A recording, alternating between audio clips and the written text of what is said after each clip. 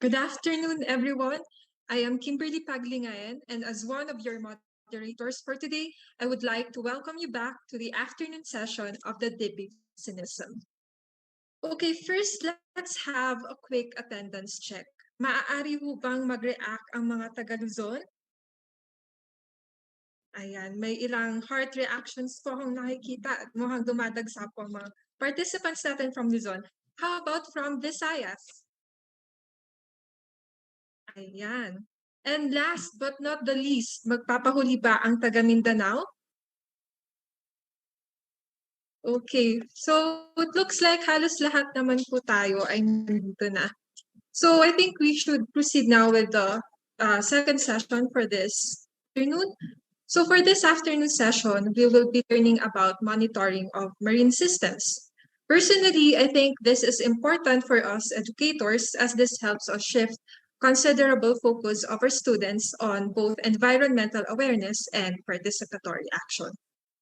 That being said, let me now introduce to you to our speaker for this particular session, Dr. Romeo Dizon.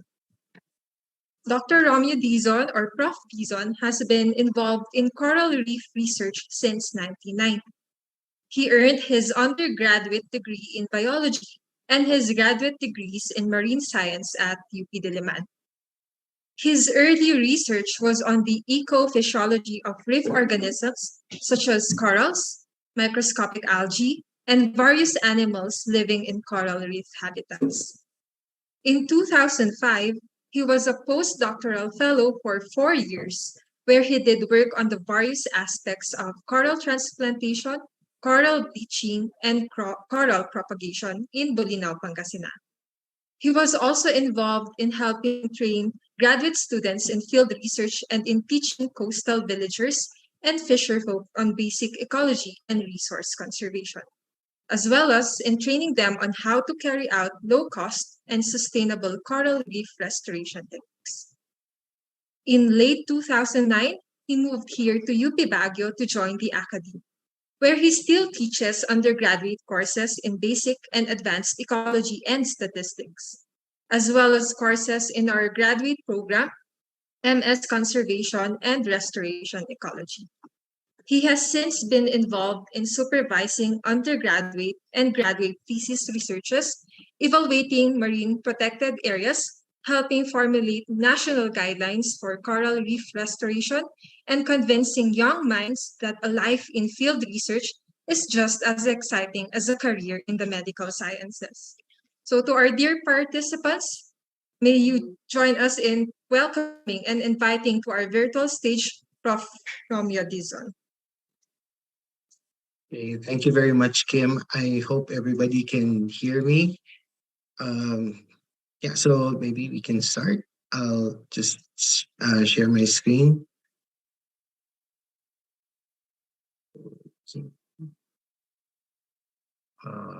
Wait, no. I'm just trying to look for my file.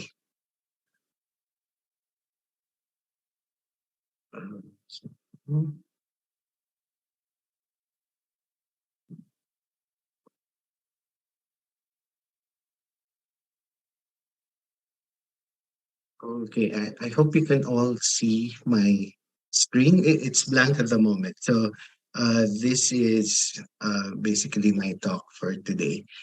So yeah, it's good to have everybody here. I was surprised that we have people from all over the country. I wasn't expecting this. So yeah, welcome to this talk.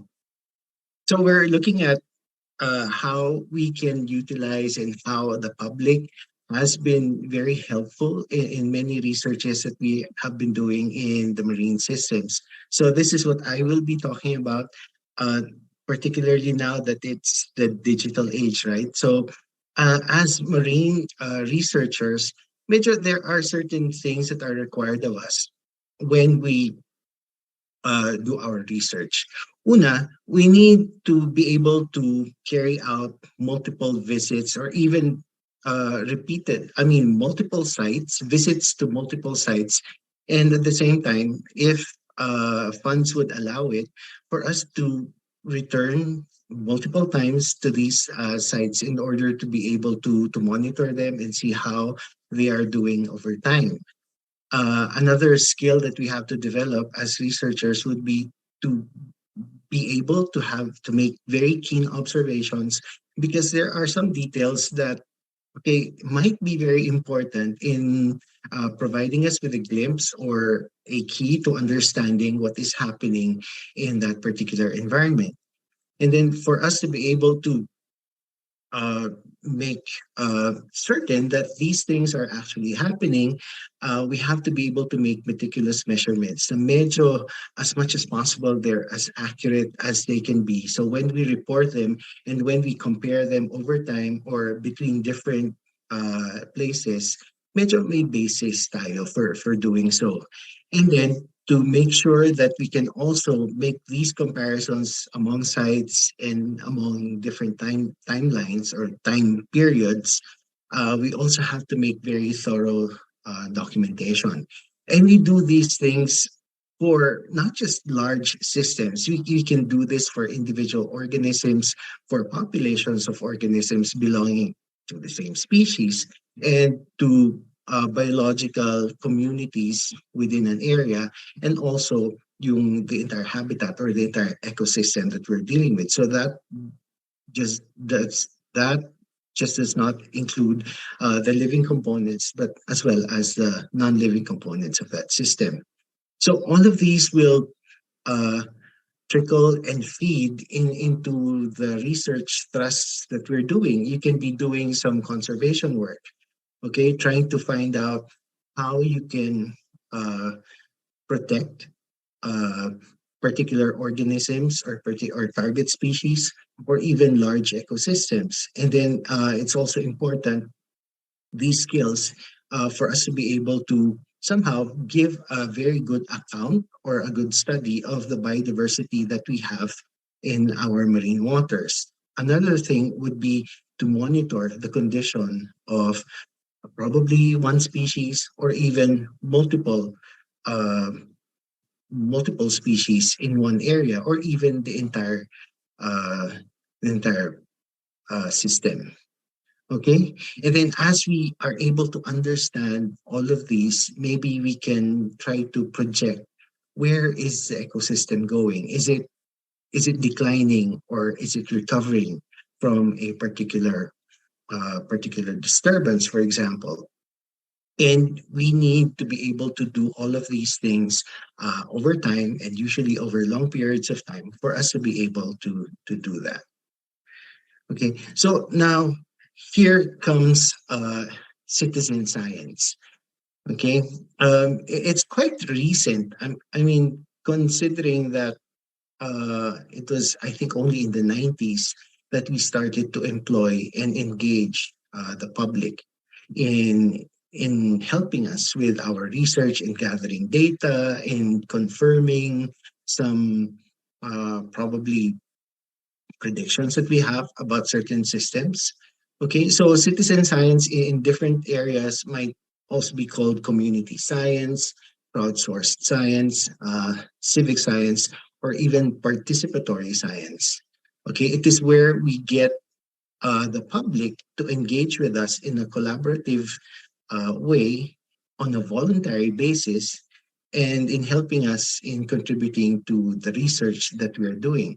So who would comprise the public? So I made this small word cloud na kung saan natin makikita kung who can contribute. Okay, it could be you as educators, it could be your students who would be able to contribute to it. It could be uh, women folk in the area. It could be fellow scientists who are not exactly doing that particular research, but are just there and are helping us with some information that we might be needing in our own research. It could be hobbyists. It could be enthusiasts, people who are just interested in studying in a non-professional way the biodiversity in an area. It could be people like the Batay Dagats, who are sometimes also fishermen. It could be resort owners, mga dive operators, the fisher folk, and in some instances, it could even be the tourists, okay, who can be part of what we call the public, who can help us with our research. And then I just added this thing, your social media influencers, because malaki yung coverage nila. They have a lot of followers, and just sometimes just one post from them will be able to bring to many people's attention particular issues that we have. Okay. So basically, yeah, I put this in here. The public will actually be involving everyone who will be willing and who would be passionate enough to help us with our work. So I have here a comparison siguro of things that are diba, the things that are required for scientific researchers, and also what the public can offer. This is a personal take on it. Okay, it's just how I see it, siguro. So in terms of like to be able to conduct multiple and repeated field visits, your researchers are usually just limited by the funds that are available to them. And then, especially with what happened to the pandemic, many researchers were not able to visit the sites that they needed to study. So I just put a single check for that. Medyo, kasi there is that particular limit. Okay, whereas the public, particularly those who are residing in those areas uh, where the researchers want to study, are, are are always there, have access to the area, and can always contribute information about what is happening in their area. And then for the other qualifications or skills that are needed, medyo I put a bit more focus siguro on the researchers, because they were actually trained to do most of this. Whereas the public, although may konting training, most of the time hindi siya ganun kalalim. Okay, but then later on we will go back to this table and try to assess what is happening. Okay, so with the coming of the digital age, that almost everyone has a cell phone, almost everyone has access to the internet, almost everyone can communicate with each other electronically. Okay, citizen science has become a very important venue, or a very important mode for scientists to connect with the public. Okay, and then it now has uh, a threefold role and advantage. One, it would be to provide us, the scientists, with data that will be helping us in monitoring and documenting the things that we're studying. And then second, because of that engagement, we're able to uh, educate the public in the things that we're passionate about, and it makes them aware of there is such a thing as this organism that is endangered, etc. And that would also escalate into our ability to, or our opportunity to encourage the public to engage and collaborate with us in terms of the conservation efforts that we're doing. So yun, medyo threefold yung advantage ng engaging the public with what we do. Okay, so I will just give you a rundown of some of the programs, of some of the efforts that have been done and are still being done until today, about that involves citizen science. This one was one of the earliest. This was Reef Check was started around 1996. It was a worldwide effort, meaning that there are multiple countries that were doing and that were involved in Reef Check. And so I think there were around 40 countries and territories that were involved in Reef Check, and Philippines was one of them. So Reef Check was able to report the various conditions of the different coral reefs that we have in the country. You can imagine siguro that researchers will not be able to do all of this simply because there's just we have something like between 10,000 and 35,000 square kilometers of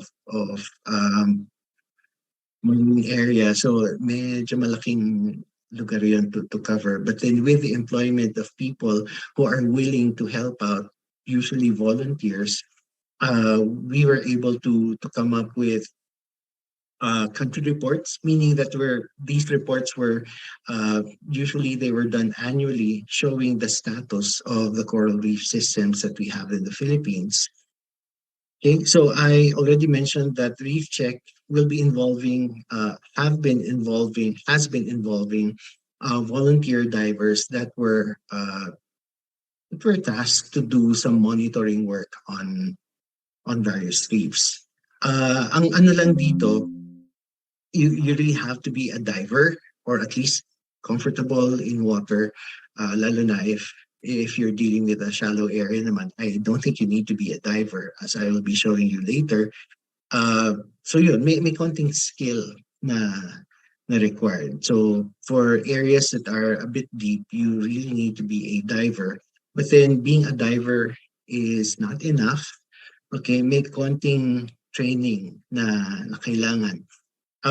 There, at least in the Philippines, I saw that there were around 10 or 12 or different training centers all over the Philippines that were training people how to do the monitoring work. Okay, the way many scientists are also doing. So take note that most of these are not science people, but they're just parang dive enthusiasts, okay, who are very very willing to help out in the effort. Okay, in Reef Check, usually there are four things that people are being trained to work on and trained to do. One is for them to be able to provide a very good description of the site, siguro where is it located and what are the conditions present in the area. Is it a sloping thing or is it a drop off? Is it a coral reef area? Is it mostly algae? Is it mostly soft corals? And then another thing that they were trying to do would be to do a visual census of the fish that are available. Uh, I think it's identification and at the same time trying to quantify how many fish there are. But they were not doing all of the fish species. For Reef Check, what they were doing was there are particular targeted species that were given particular attention to. Things, species that were ecologically important and at the same time economically important, either in terms of are being fished for food or they're being collected for the aquarium trade. So things like the lapu-lapu, okay, is one of the target species. Your parrotfishes, aside from being commercially useful pero ecologically ang laki din ng tulong niya in controlling the algal growth in the area. And then some, I think, angelfish, because they're a good bioindicator of a healthy reef and all these things. Okay, and then aside from the fish, meron din silang invertebrate surveys. When we say belt transect, ang mangyayari, I hope you're seeing this line here. This is called the transect. It's just a long measuring tape na graduated siya, may centimeters, meters, etc. And then you would just go through along that transect line and then try to monitor like 5 meters on the left of the transect and also 5 meters on the right of the transect. And again, similar to what we were having for the fish transects, ano siya, there are target species that were given particular attention to things like giant clams, lobsters, and all these things. And then they were also making notes. Are there sharks around? Okay. Are there other fish of interest? Okay, that happen to be swimming by. And then the last one would be the substrate line transect, using most likely the same transect line. They were trying to uh, monitor and document what type of substrate is actually there. Is it hard coral? Is it just rock that it's bare? Is it just sand? Is it soft coral? And all these things. So medyo useful ito na information for many scientists. And then these are uh, compiled, okay, and to produce a country report for every year. There used to be a book that came out in the status of coral reefs in I think in Southeast Asia, and Reef Check was a very good contributor to the data that was being compiled in that report, at least for the Philippines.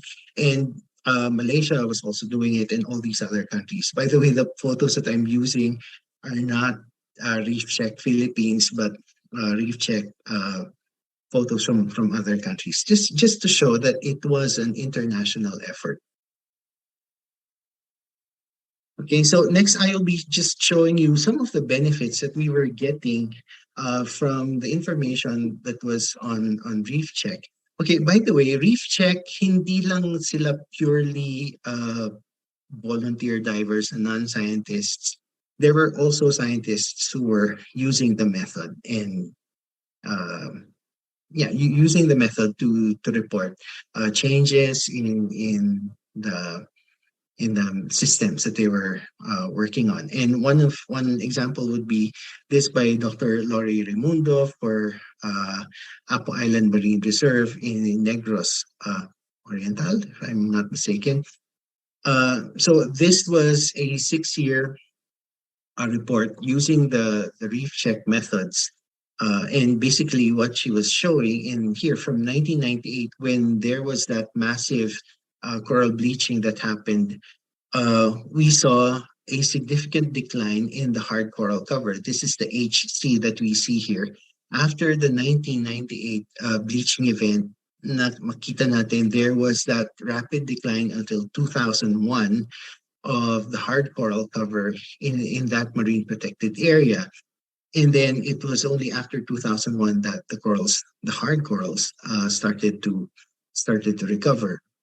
And then over the years also, there was that observation and documentation that the recently killed corals, most likely from bleaching, okay, was starting to decrease. So that was also signaling na medyo nag-recover na rin yung corals. But it was several years after that event. And then we also were able to see that the cover of your soft corals was also increasing over time.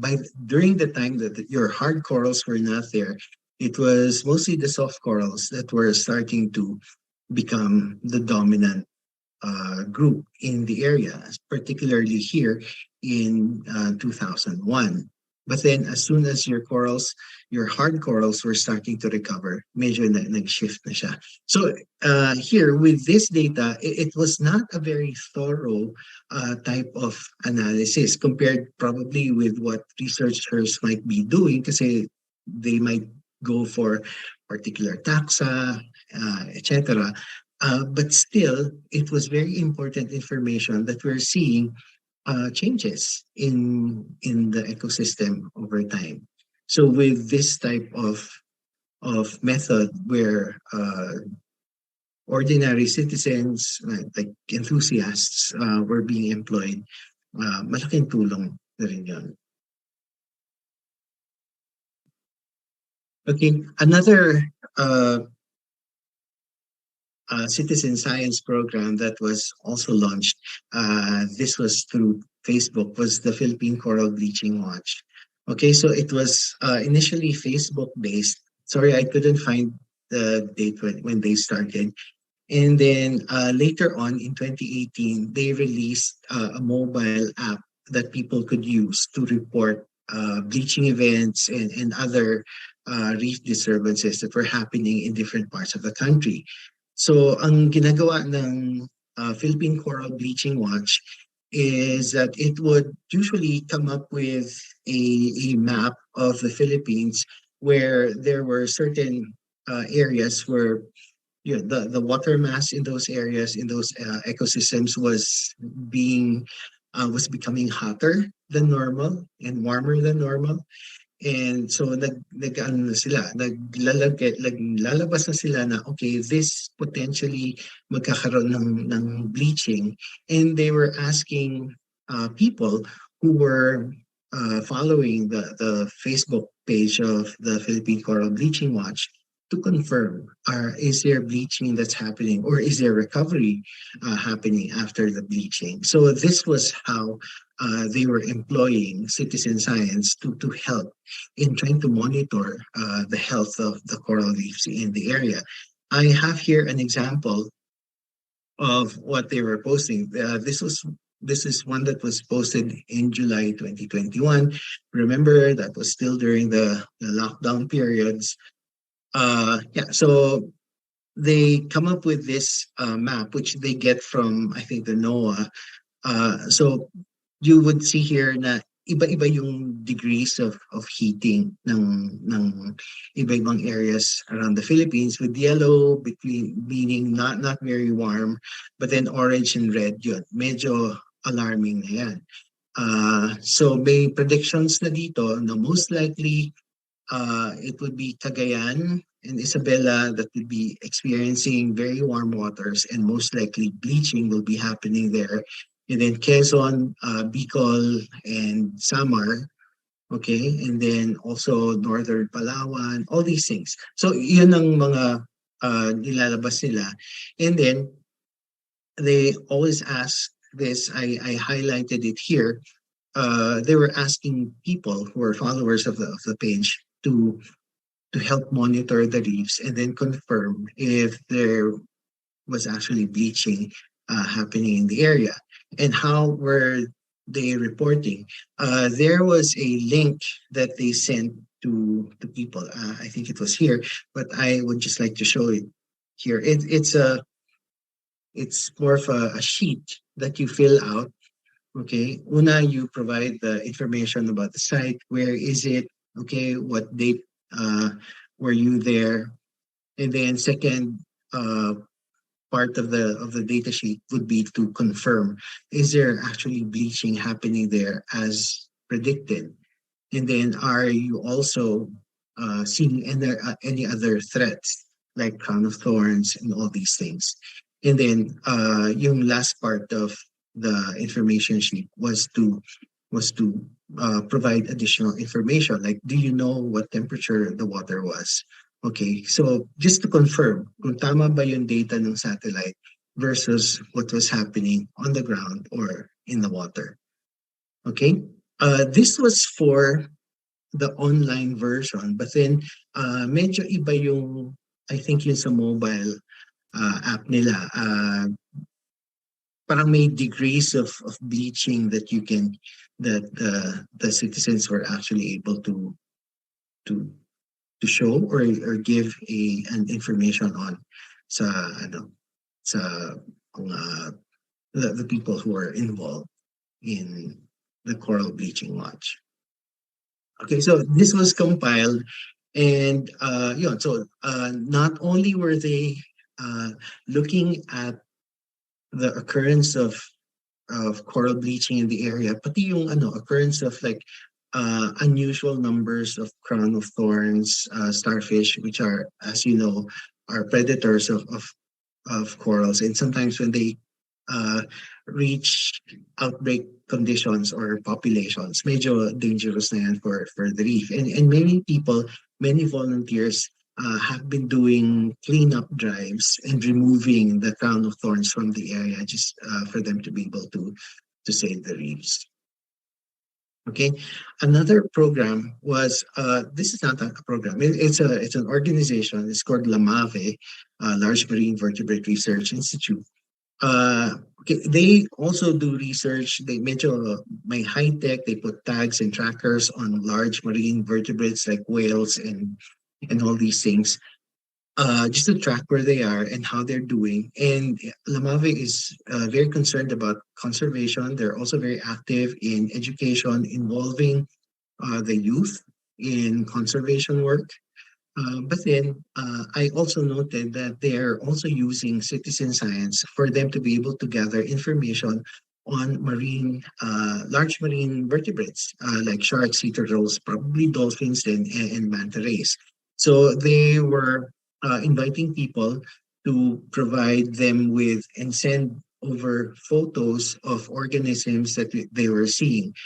Because with photos, particularly if you get a very good photo, good resolution photo of an organism, pwede siyang ma-identify down to the individual. Okay, so this was important in tracking probably the the foraging range of a particular organism. Okay, so how has citizen science helped in in research? Okay, it could be in species discoveries, and we have documented that. Ang problema lang, I don't have a marine example, but I have this, which is quite recent. It was an aquatic plant. Well, semi-aquatic plant, okay, that was found in Zamboanga. Okay, this was only in January 2023, and it was discovered by a citizen scientist. And it was new to science. It was the first time that it was ever encountered and studied and named. So it was named Cryptocorin escherioniae. Okay, so bakit escherioniae? It was named after that citizen scientist who discovered that particular plant. I think his name was Esquiron Prieto. Okay, notice he's not among the authors of that. So it was named after him. So that's that. But then, sorry, this is not marine. But I would like to particularly mention this. It is the Poggy Perchlet. Maybe some of you have heard of this. It was named after academician Dr. Mujikiwis Santos, who happens also to be a graduate of the BS Biology program here in UP Baguio. Medyo nasa ano yata ito,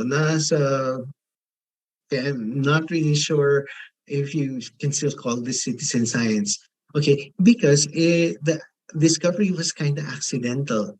Okay, this perchlet, which is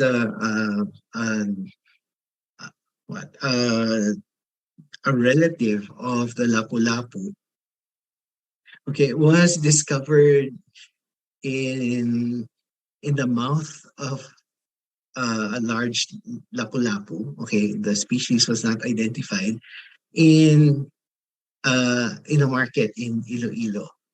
Okay, so it was said na it was caught in Palawan. Okay, and it happened to be in the mouth of ano, parang kinain na siya.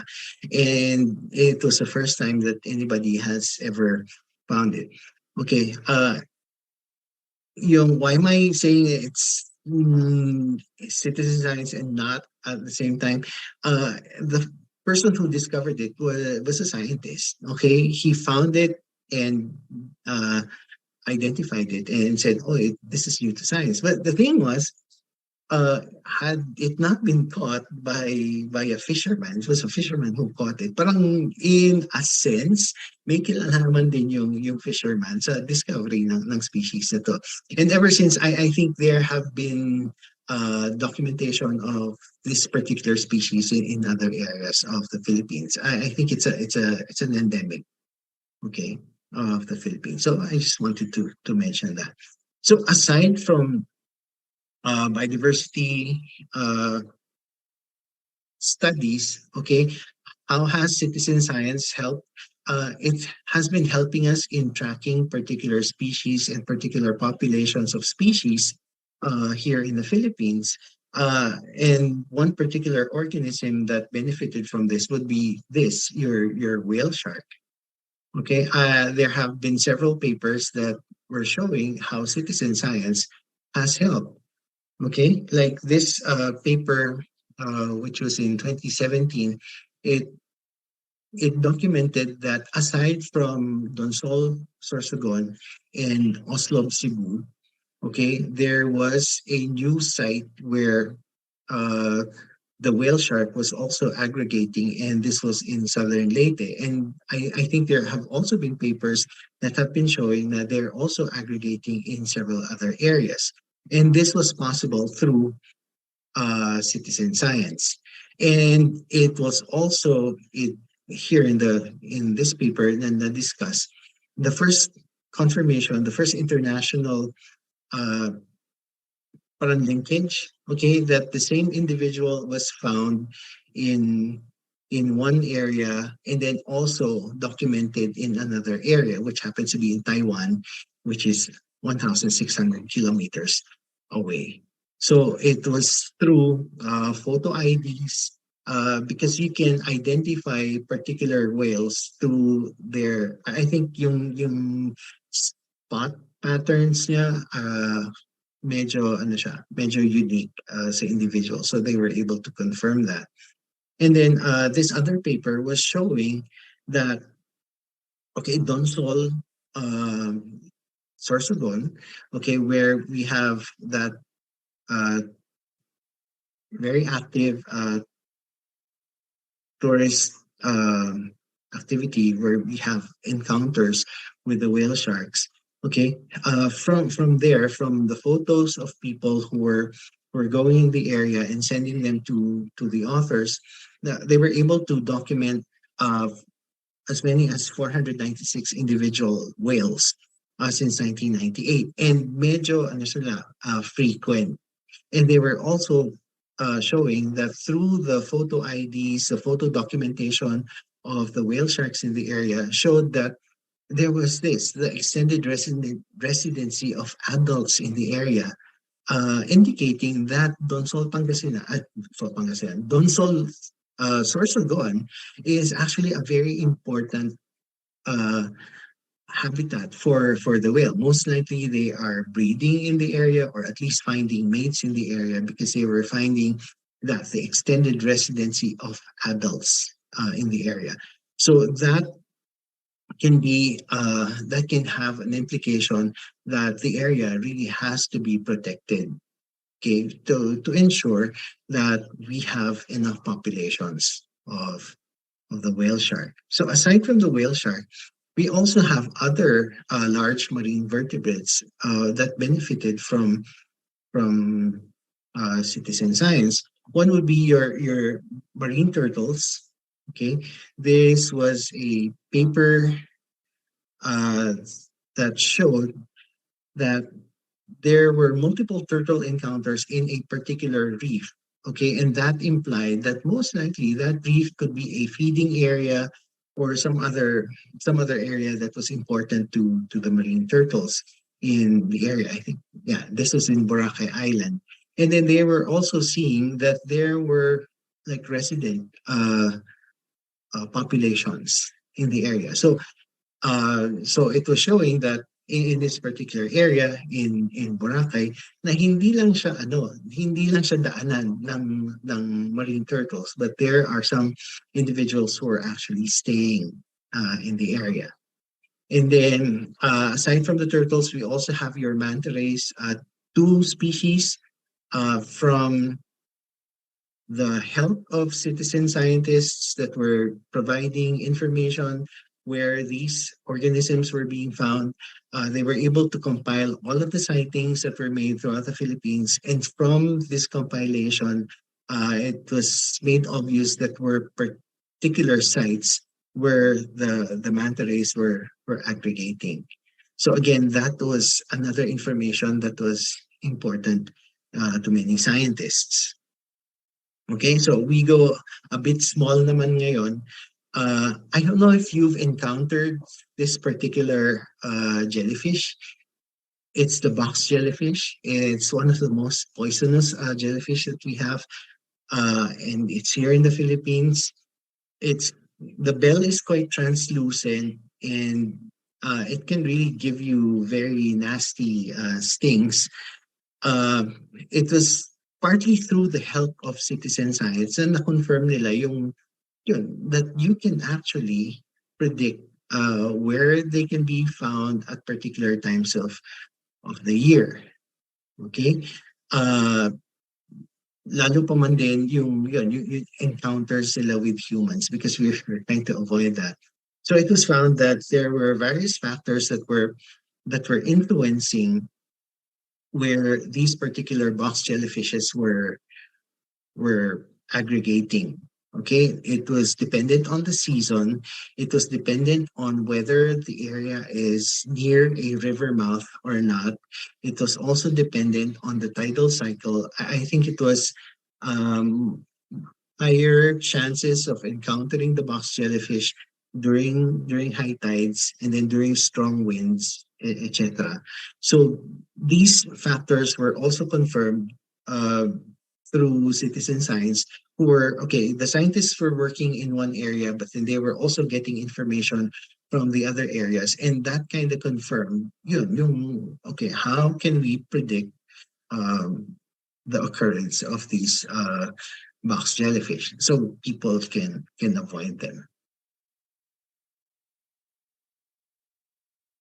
Okay, so another way that citizen science has been helping out is primarily through conservation, because yeah, if we get people involved in the protection of marine areas and monitoring marine areas, uh, we're better off in our research. Okay, one example would be this. Uh, yeah, it was an entire community. Okay, that was monitoring the condition of an area. This was a whole. Yeah, it was a town.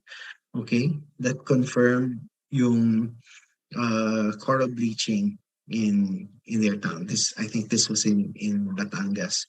So medyo important din na we get people involved in this. So na siya.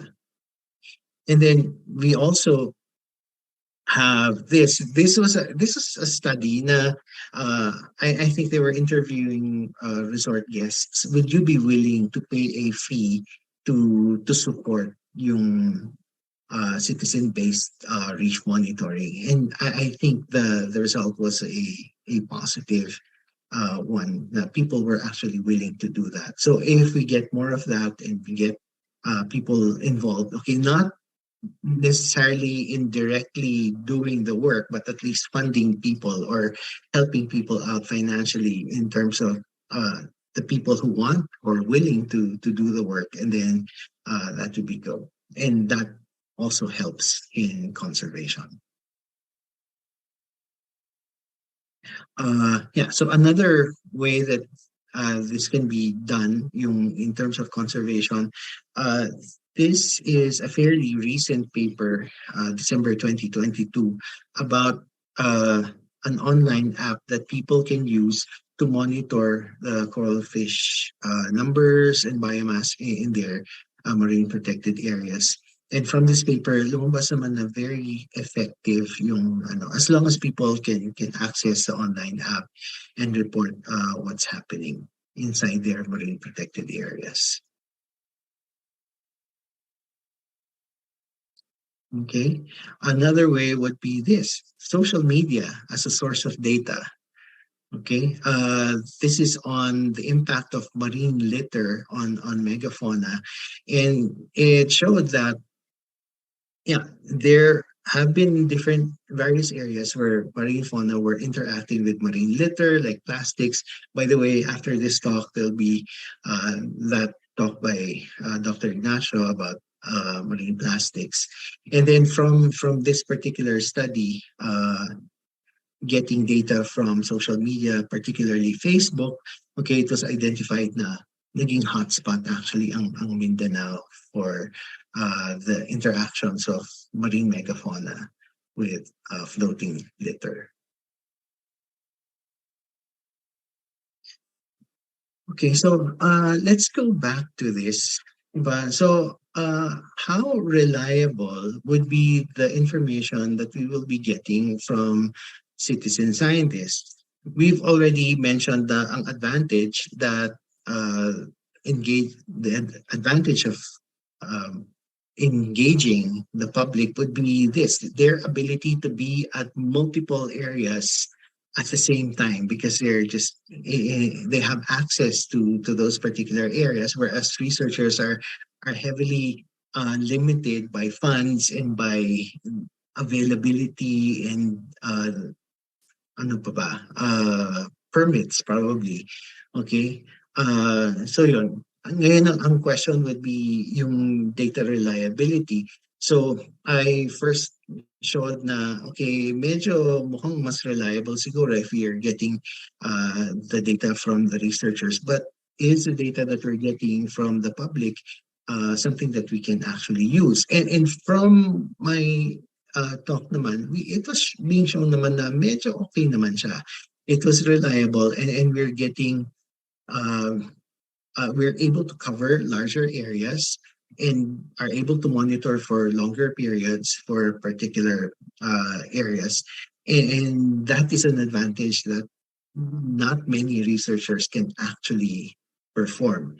So there was this paper in, I think, 2017 that was comparing that actually. It was compiling multiple papers that was comparing data from professionally gathered individuals, meaning your researchers, and data from volunteers, and trying to see how reliable was that data. I would just like to show you this graph, which I find so elegant naman.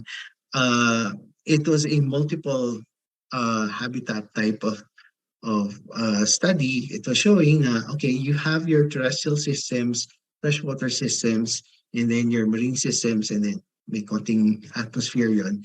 And then your second column here would be showing the length of the engagement of the people, okay, of your citizen scientists.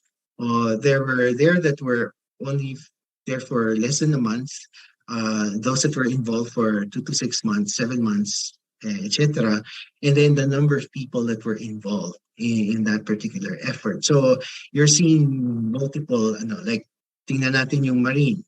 Okay, bulk of those citizen scientists that were involved in marine research efforts were engaged within less than a month. Okay, but there were some that were engaged longer, but then they were also engaging a lot of people, like 101 to 500 people, etc. So may training, merong wala. So ito yung that was the profile of the different papers that we were looking at. And it was shown that of the 63 papers that they reviewed that were looking at this, the comparison between volunteer data and researcher data, 73% of the papers showed very good, very positive reviews about the reliability of volunteer data. But this was more in terms of the percentage agreement. Like halimbawa, the researchers say na, okay, the hard coral cover is something like 40%. Tapos titingnan yung tingin din ng volunteer scientists or citizen scientists. Okay, is it also 40%? So yun yung tiningnan nila. So with that particular gauge, mukhang okay naman. We have 73% agreeing that okay yung comparison between professionally gathered data and volunteer data.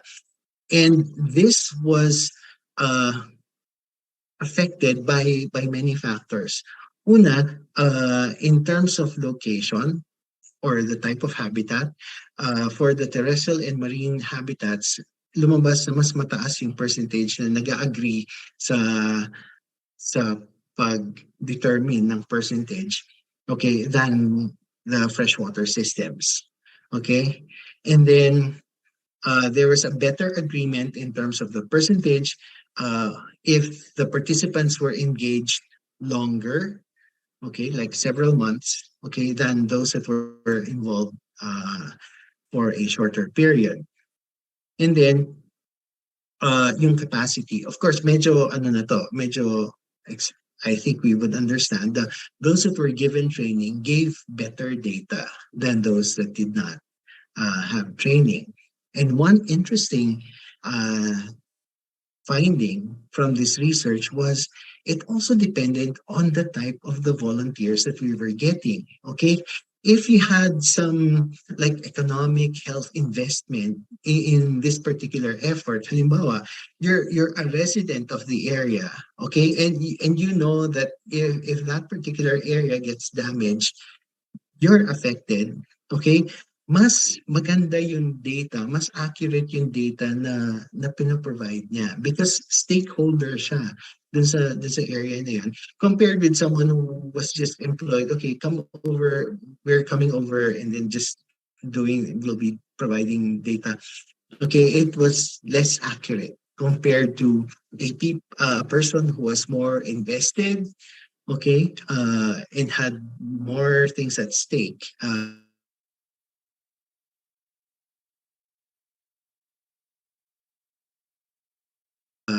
in the protection of that particular area.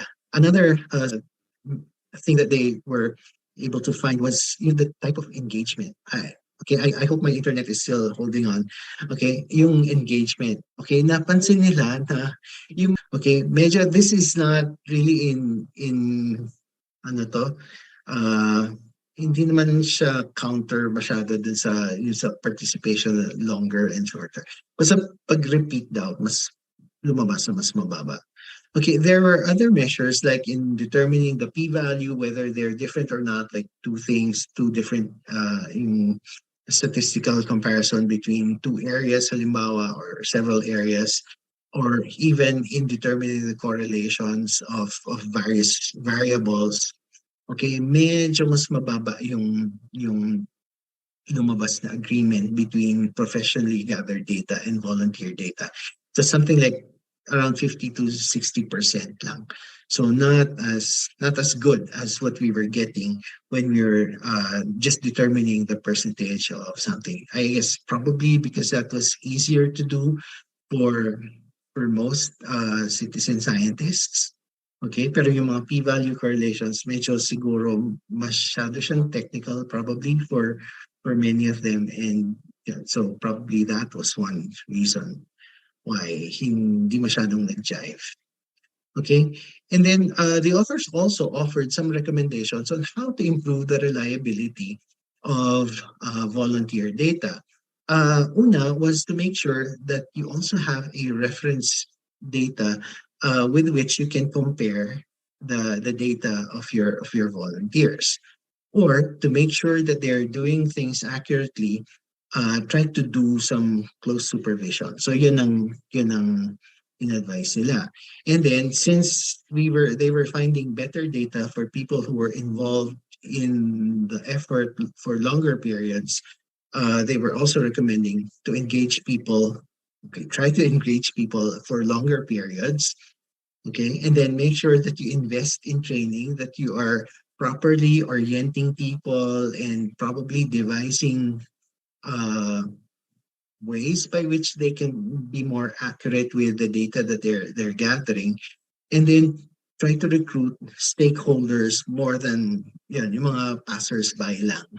Okay, because your stakeholders will most likely come up with better quality data than the rest. And then they also suggested to employ other strategies, like try to come up with a correction factor sa sakaling may discrepancy sa data ng citizen scientists. So yun ang ano, how we see citizen science developing. So although we're still saying na medyo it's still not probably at par with what researchers might be able to come up with. They have the numbers, okay, they have the availability, they have the willingness, okay, to provide data. And somehow in many instances that has been very important uh, to many of us who are doing research. Okay, so uh, how do we make sense out of all this? Okay, una, I think it was Aris earlier this morning who already mentioned na, yeah, you try to influence people in the way that they engage in research. Like yung sabi ni Aris, just di ba, don't confine it to the classroom, do it and make it an everyday thing to be concerned about it uh, and influence the way people think.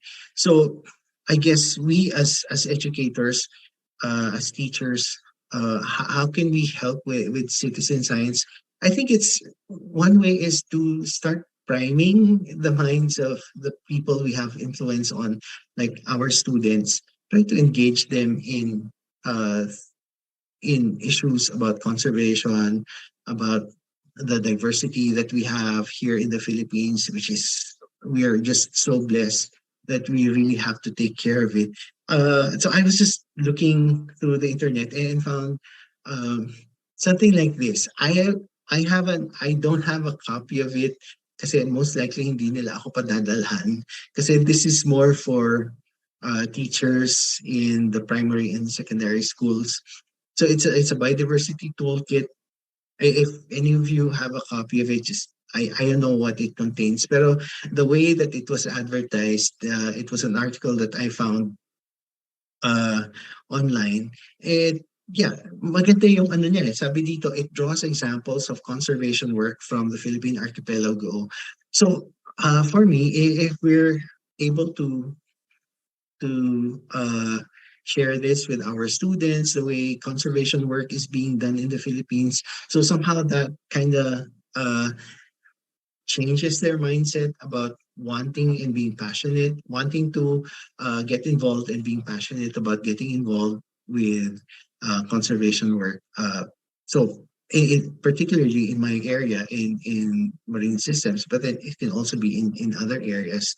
So I guess with the way that we show our passion siguro, so our students they don't have to be scientists, but I would be happy if they would be.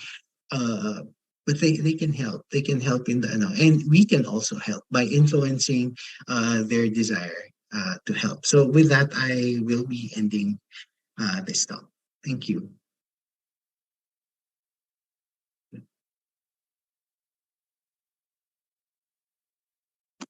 Thank you so much, Dr. Dizon, for that very stimulating lecture.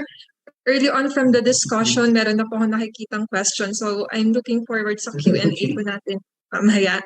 So just to recap po, no? Although relatively brief lang po yung naging lecture natin, I think yung sharing ni Dr. Dizon showcased well kung ano nga ba yung core ng citizen science, ano yung value niya, paano natin siya actually mai-implement, and that being said, may sharing po din ng recommendations on how to actually maximize yung accuracy ng data na pwede natin makuha from our citizen science researches. And I think ang isa sa pinaka-importante dito is yung training.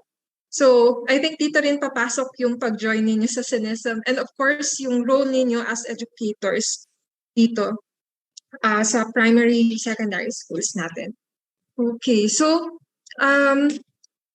we'll have a brief break po muna to re-energize ourselves. And then you can also take the time for the participants po to drop your questions sa may Q&A natin. So habol pa po kayo sa mga questions. And yun, so we'll see you in a bit po. Thank you so much.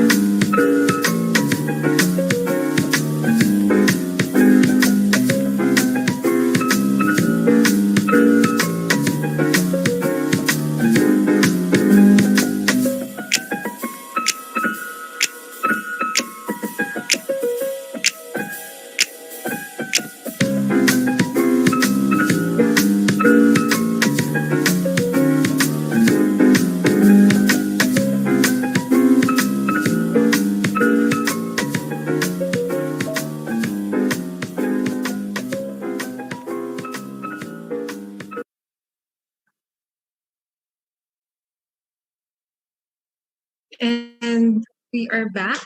Sir Rom, saan na po ba kayo? Ayun. So I think Hello. we can now proceed with the open forum and answer some of the questions you sent earlier. And so perhaps we can entertain the first question from Ms. Nadine Matondo po from Southern Leyte. Basahin ko lang po yung question niya.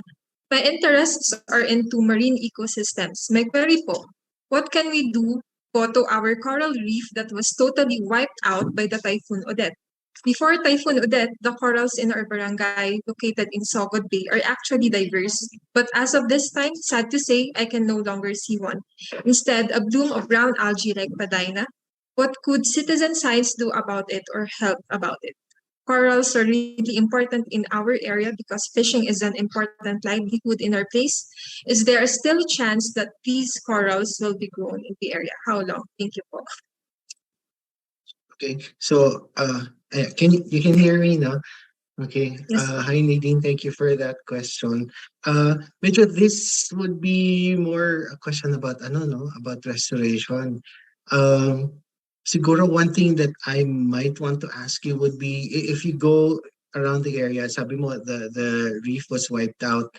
One important consideration would be how is the larval supply of corals in the area? Parang is there still a chance for the propagules of your coral to start settling in the area and regrowing? Kasi yung may question ka about regrowing the corals. Marami kasing nagsasabi na okay, coral transplantation is the easiest that we can do and a quick solution to everything. But medyo hindi rin kasi we're always very careful about that when we're trying to do restoration. If there is a constant supply of larvae for your system and you're seeing baby corals growing, maybe that is already a good indication that your system is on the way to recovery. Yun nga lang yung sabi mo, how long? It might take decades, medyo matagal. But then you also raise a concern about Padaina in the area. If I'm not mistaken, but parang Padaina is an indication of parang organic matter pollution siguro. So if you want to, siguro, how do we involve citizen science into it? Siguro, I mean, if there is a university or probably even your school that can somehow spearhead yung parang ganong campaign na, okay, let's do something about releasing organic material, typically yan from sewage yan into the sea, kaya nag-flourish yung brown algae mo. So probably that can give your corals a chance to settle and grow and recover. For your reefs to recover in the area.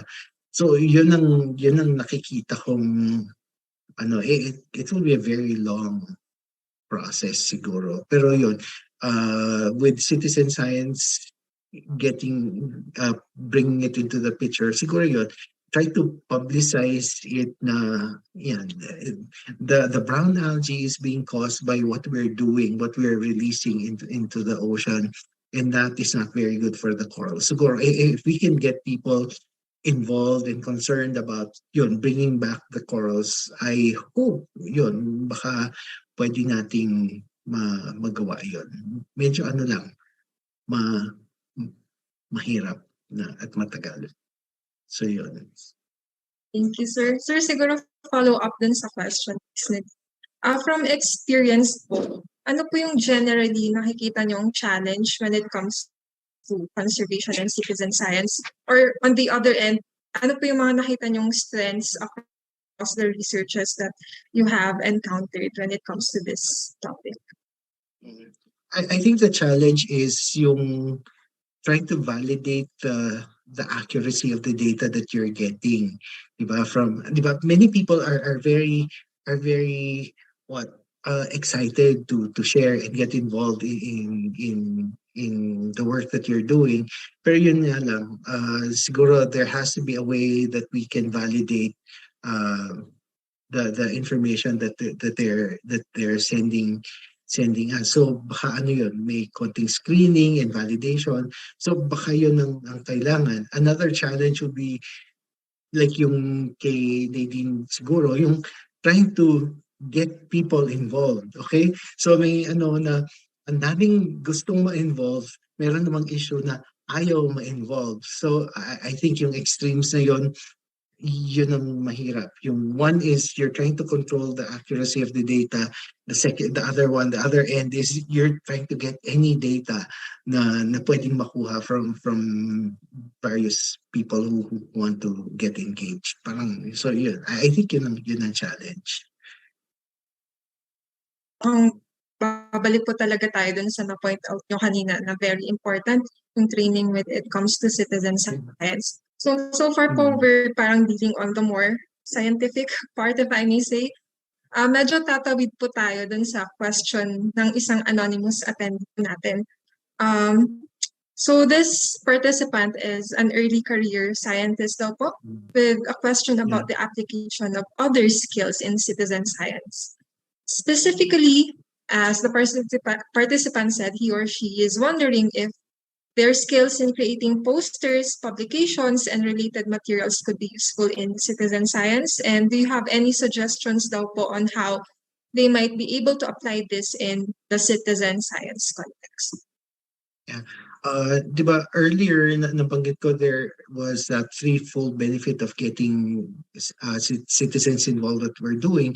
And yun, parang part nung providing the data, yung the public awareness and education about conservation efforts, about things about marine organisms. So I think this is where your skills can be put into very good use. Okay, probably in your area, try to see, is there one organization or one university probably that is involved in a particular research and medyo kailangan yung public awareness and public education about what they're doing. I think that's where you can get involved.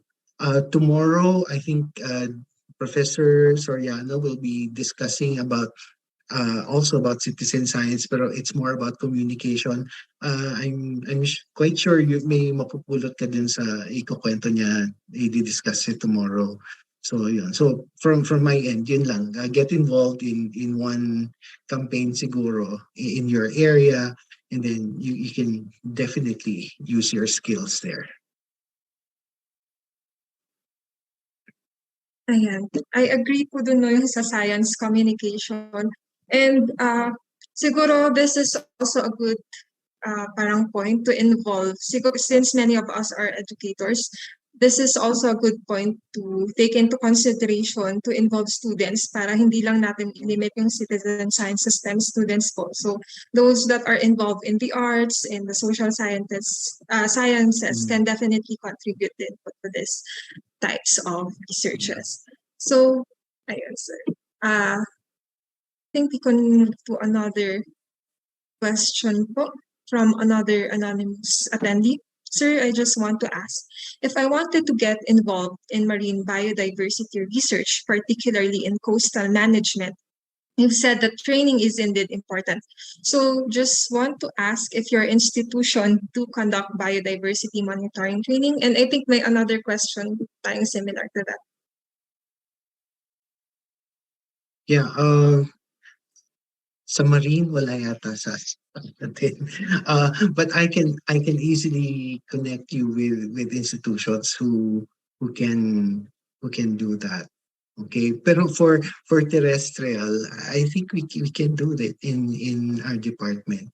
But then if there are other particular things about marine science that you want to get training on, siguro coral identification and probably field methods, we can easily collaborate naman. We can do that. Pero yung mga ongoing siguro na training na institutionalized, so far wala. But yun, as I've mentioned a while ago, I can easily connect you with institutions that have that.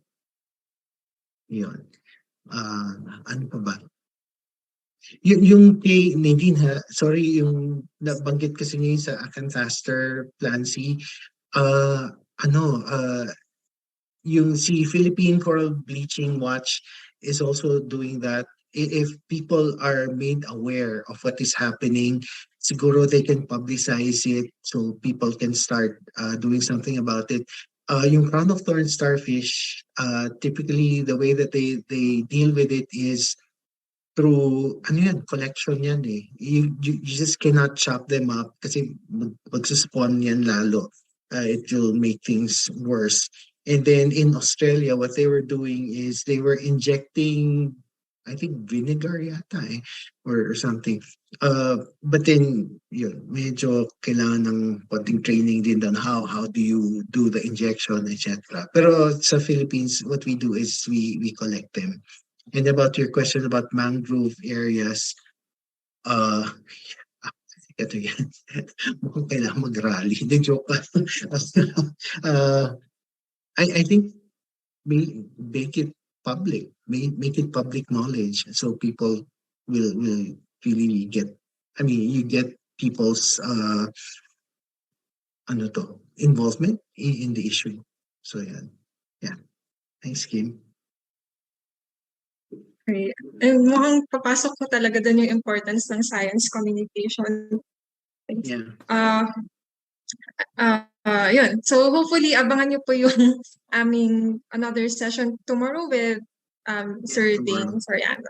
So marami po ulit tayo magiging sharing sa that. Siguro last question na lang ho siguro, Sir Roms. Since many of our participants are actually teachers, ganyan, ano po yung siguro maibibigay nyo na lang na pinaka-tip para sa kanila to incorporate citizen science sa curriculum or sa mga materials nila sa classroom? Okay.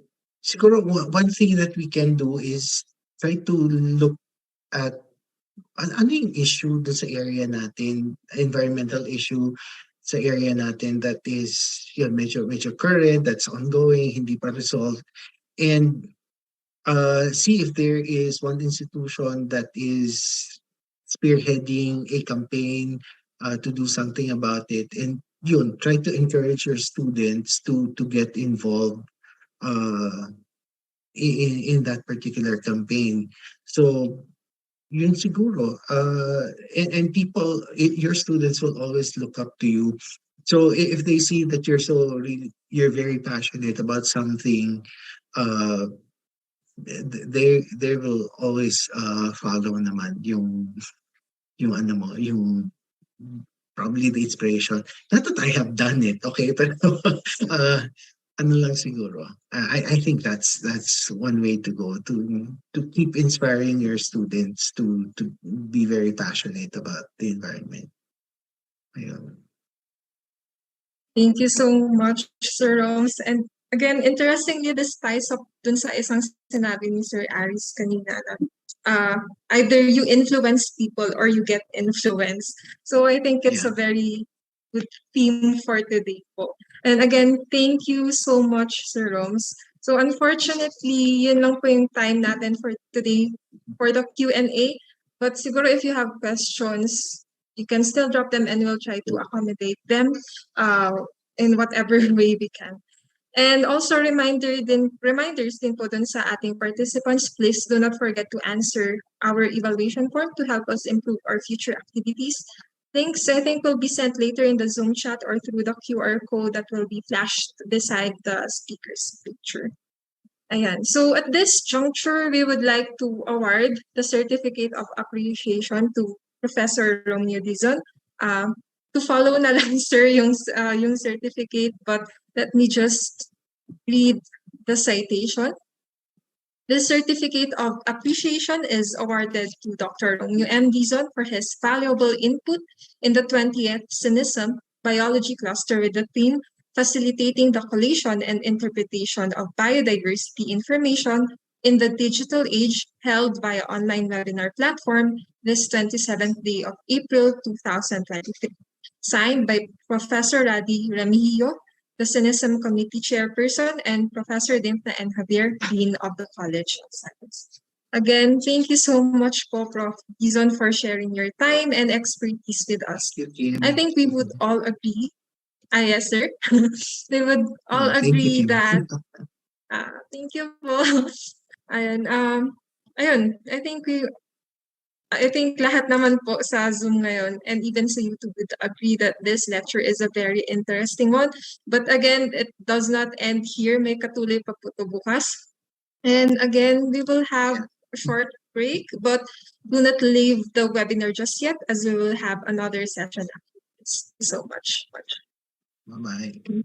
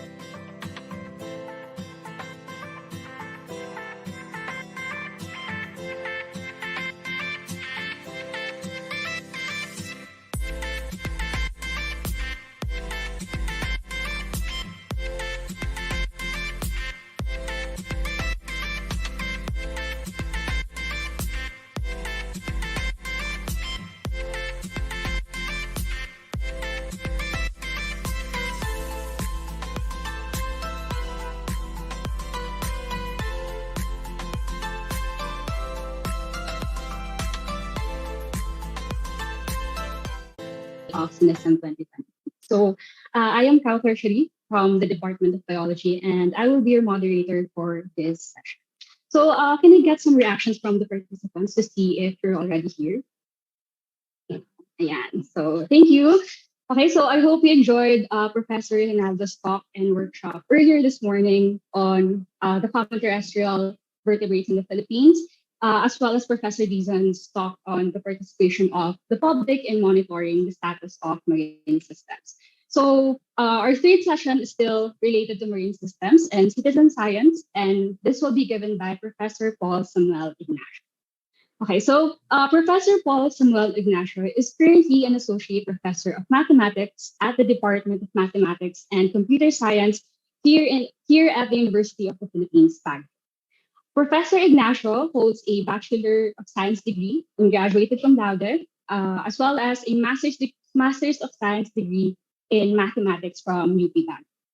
He also holds a second Master of Science degree and Doctor of Philosophy degree in mathematics from the University of Iowa, and where he was a Fulbright scholar from 2014 to 2019. Professor Ignacio's research interests include topological data analysis, machine learning, and data science. And he was a project staff to the DOST-funded project Plasticam Pilipinas, which developed an AI-based model that automatically detects, classifies, and counts plastics from images, and launched the first publicly accessible website and information hub for plastics-related research in the Philippines. Currently, he is the project leader to a Cordillera Study Center funded project, which deploys to develop technology in Ambuklaw Lake, and project staff to the Ched Lakas funded project, Habs Watch, which aims to set up a real-time monitoring and early warning system for HABs using high-throughput imaging and molecular methods. So Prof. Ignacio's involvement in these large-scale projects exposed him to the potential and feasibility of harnessing citizen participation as a powerful tool both in supplementing limited resources as well as in generating deeper appreciation and public involvement in scientific endeavors. And today he will be discussing how exactly we can participate in these endeavors in his talk, Environmental Pollution, the Contribution of Citizen Science in Marine Plastic Pollution Monitoring. So, Sir Paul, are you here? Ayan. Hello, can you hear me? Yes, Paul. All right, sige. Let me share my screen. Can you see my screen now?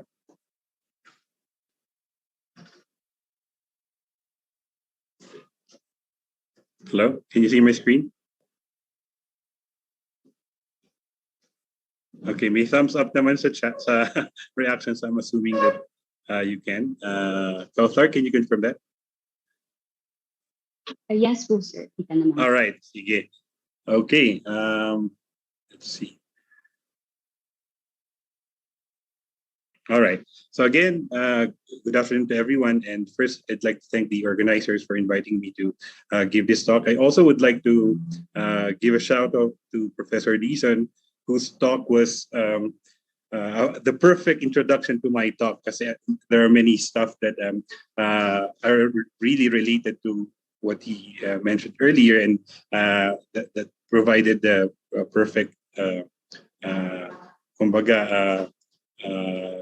introduction and pang-prime sa inyo sa bibigay kong talk. So again, as Kauthar mentioned, I'm a mathematician, so you might be wondering what am I doing here, and the reason for that is because I'm also I was a member of this project. It's a DOST project called the Plasticam Pilipinas, and the goal was primarily to adopt, implement, and fine-tune high throughput approaches for monitoring both microplastics and macroplastics.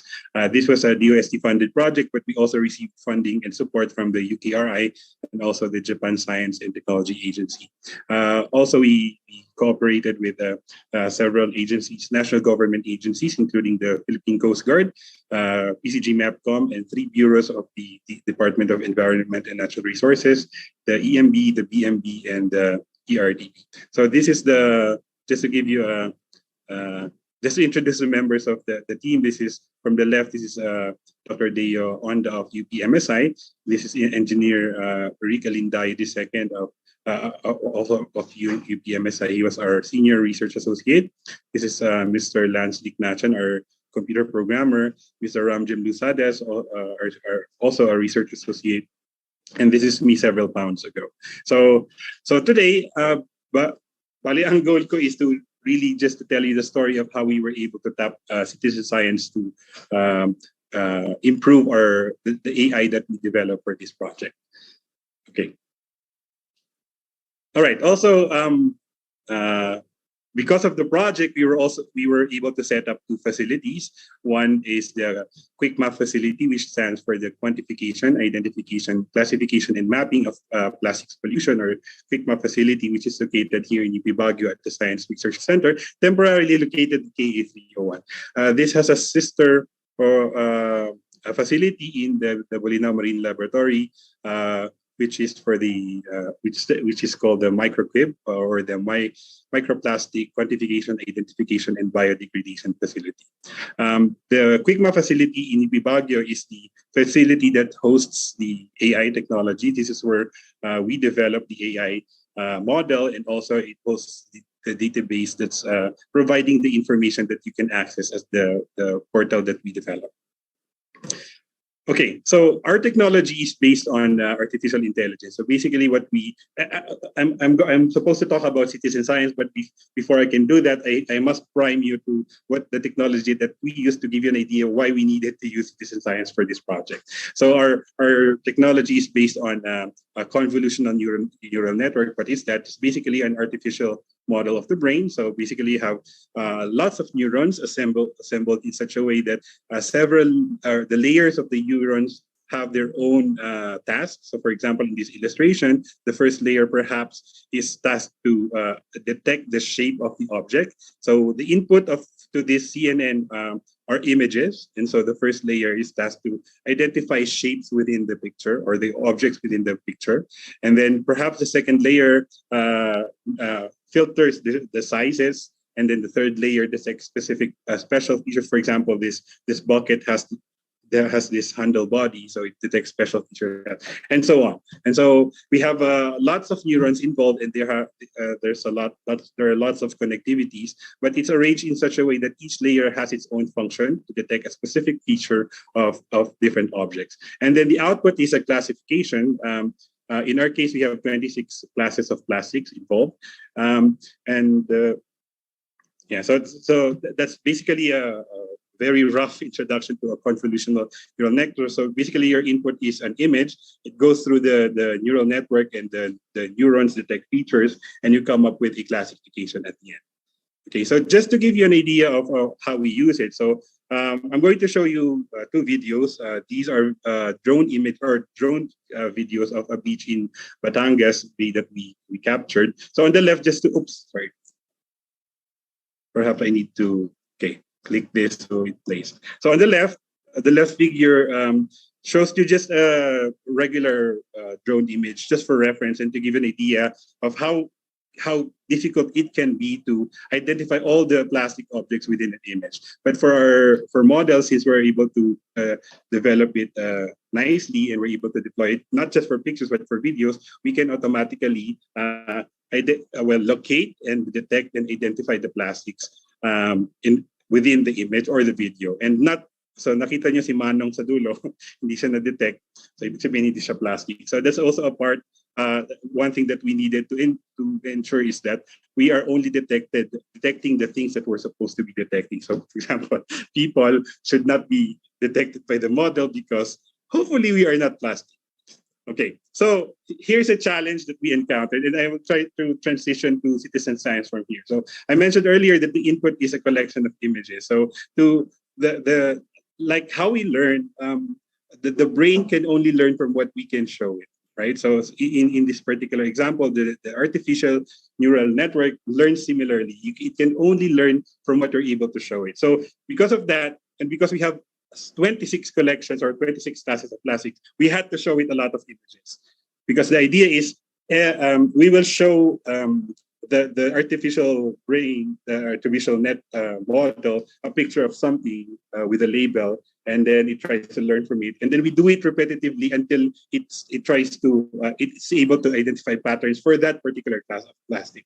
So because we have 26 classes, we have to have a lot of images, and this in the language of big data, this is in the order of hundreds of thousands of images, and we don't have access to that, especially images of plastics that are situated in the beach setting or in coastal environments. And so, how do we go about this? Well, again, the first challenge is we have to have a lot of images. So what we did first was to perhaps tap some of the open source databases online, and we did that.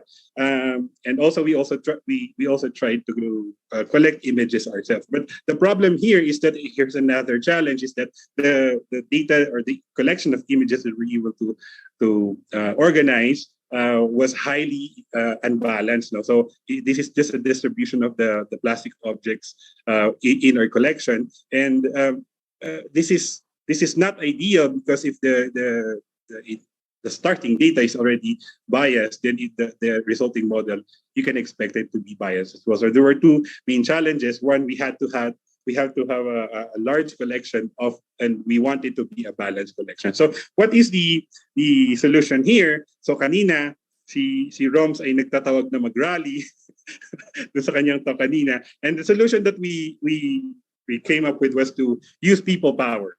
So, and by people power, we don't mean to go to EDSA and to ask people for data that we can use.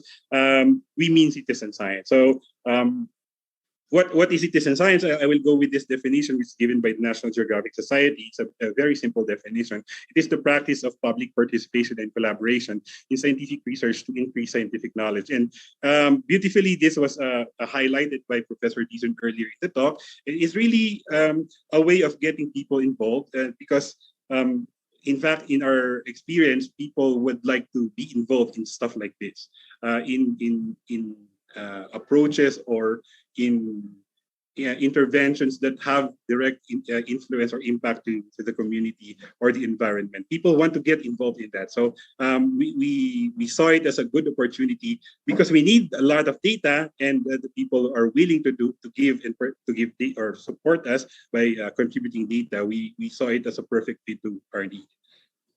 Okay. So what are the advantages of citizen science? A lot of these were already mentioned by Professor Dizon in the talk. Well, firstly, it generates large amounts of data in a short time. And it can be deployed across multiple channels. Later, I'll give you an example. I'll tell you a story of how we used citizen science. Because of the digital modes, today we were able to deploy many events that we can tap the community. Social media is a good example of that. It's easy to disseminate information and also to collect information. So in just a click of a button, we can be able to rally the people in a way to contribute to our data collection, and we can just do this in short amount of time. And again, it can be deployed across multiple channels. It scales up the research scope. This was already mentioned by Professor Dizon earlier, because we're able to tap a lot of channels, and we can do this in a short amount of time. It affords us the opportunity to scale up the research both in our targets, and also in terms of the results that we can get. It is cost efficient in the sense that it can be expensive, but with all that we can get from it, it is worth it. So it's cost efficient in that way. It promotes sample representativeness, and this is particularly useful in our approach because we needed a large amount of data, and we needed to be as varied as possible. Because again, the brain can only learn from what you show it, so we needed a lot of variety. And the citizen participation has that innate nature. So because it comes from the people, we eliminate the bias of the sampling done by just one person or a small group of people. It also encourages engagement to collective action. And again, this was mentioned a lot already. and it promotes awareness and inspires collective responsibility. This is one thing that we notice is that again people are excited to be part of something big, and one takeaway that we are really happy that we are able to do this is because we saw the, how do I want to say it? We saw that people want to own it. So there is this shared a collective responsibility. People want to get involved because people want to be part of the solution. So these are some of the advantages of citizen science. What are the disadvantages? And again, some of these were already mentioned in the earlier talk. Because we rely on the citizen, and there's a debate on whether what qualifies as citizen science.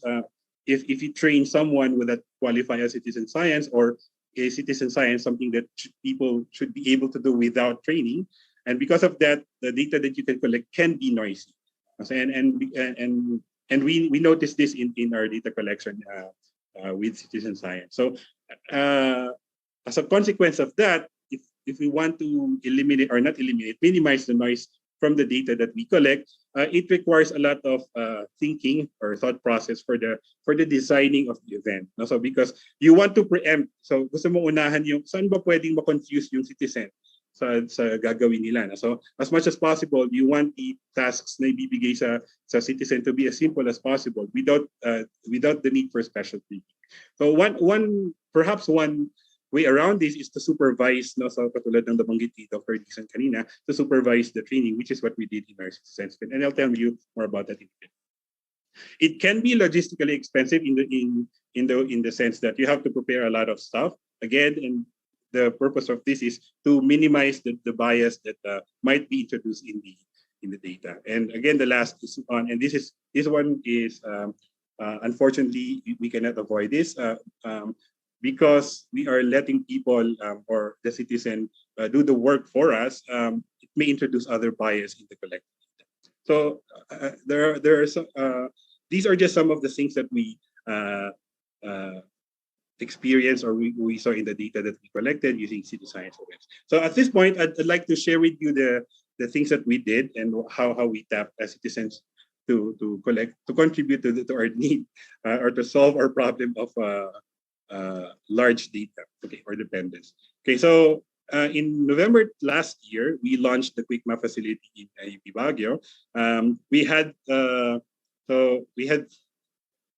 don't remember the exact number, but we had participants both from online and offline. So in a way, this is a high flex event. So we launched the facility and we also conducted a citizen science event. So we had two tasks. We had three activities mainly. So first was to give a short lecture on what is AI-based or AI-assisted image-based classification. And then we had a technology demo. So we demonstrated, we had set up, we had different booths that demonstrates the model and the technology that we developed. And then thirdly, we had the citizen science event where we asked both the in-person participants and the online participants to accomplish tasks for us.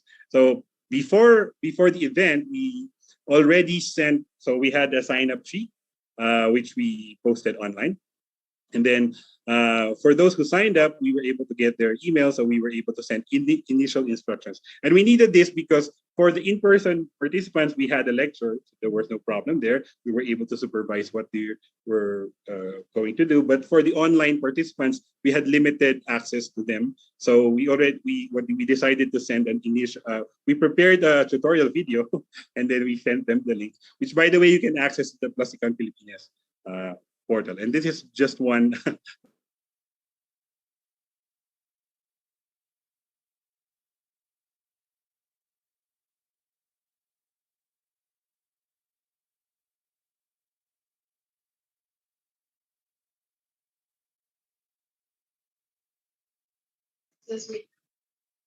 Hello po. Narinig ko po ba ako? Mukhang nag-freeze po nag-freeze po si Sir Paul. So, I will just message him. So, please stand by po muna.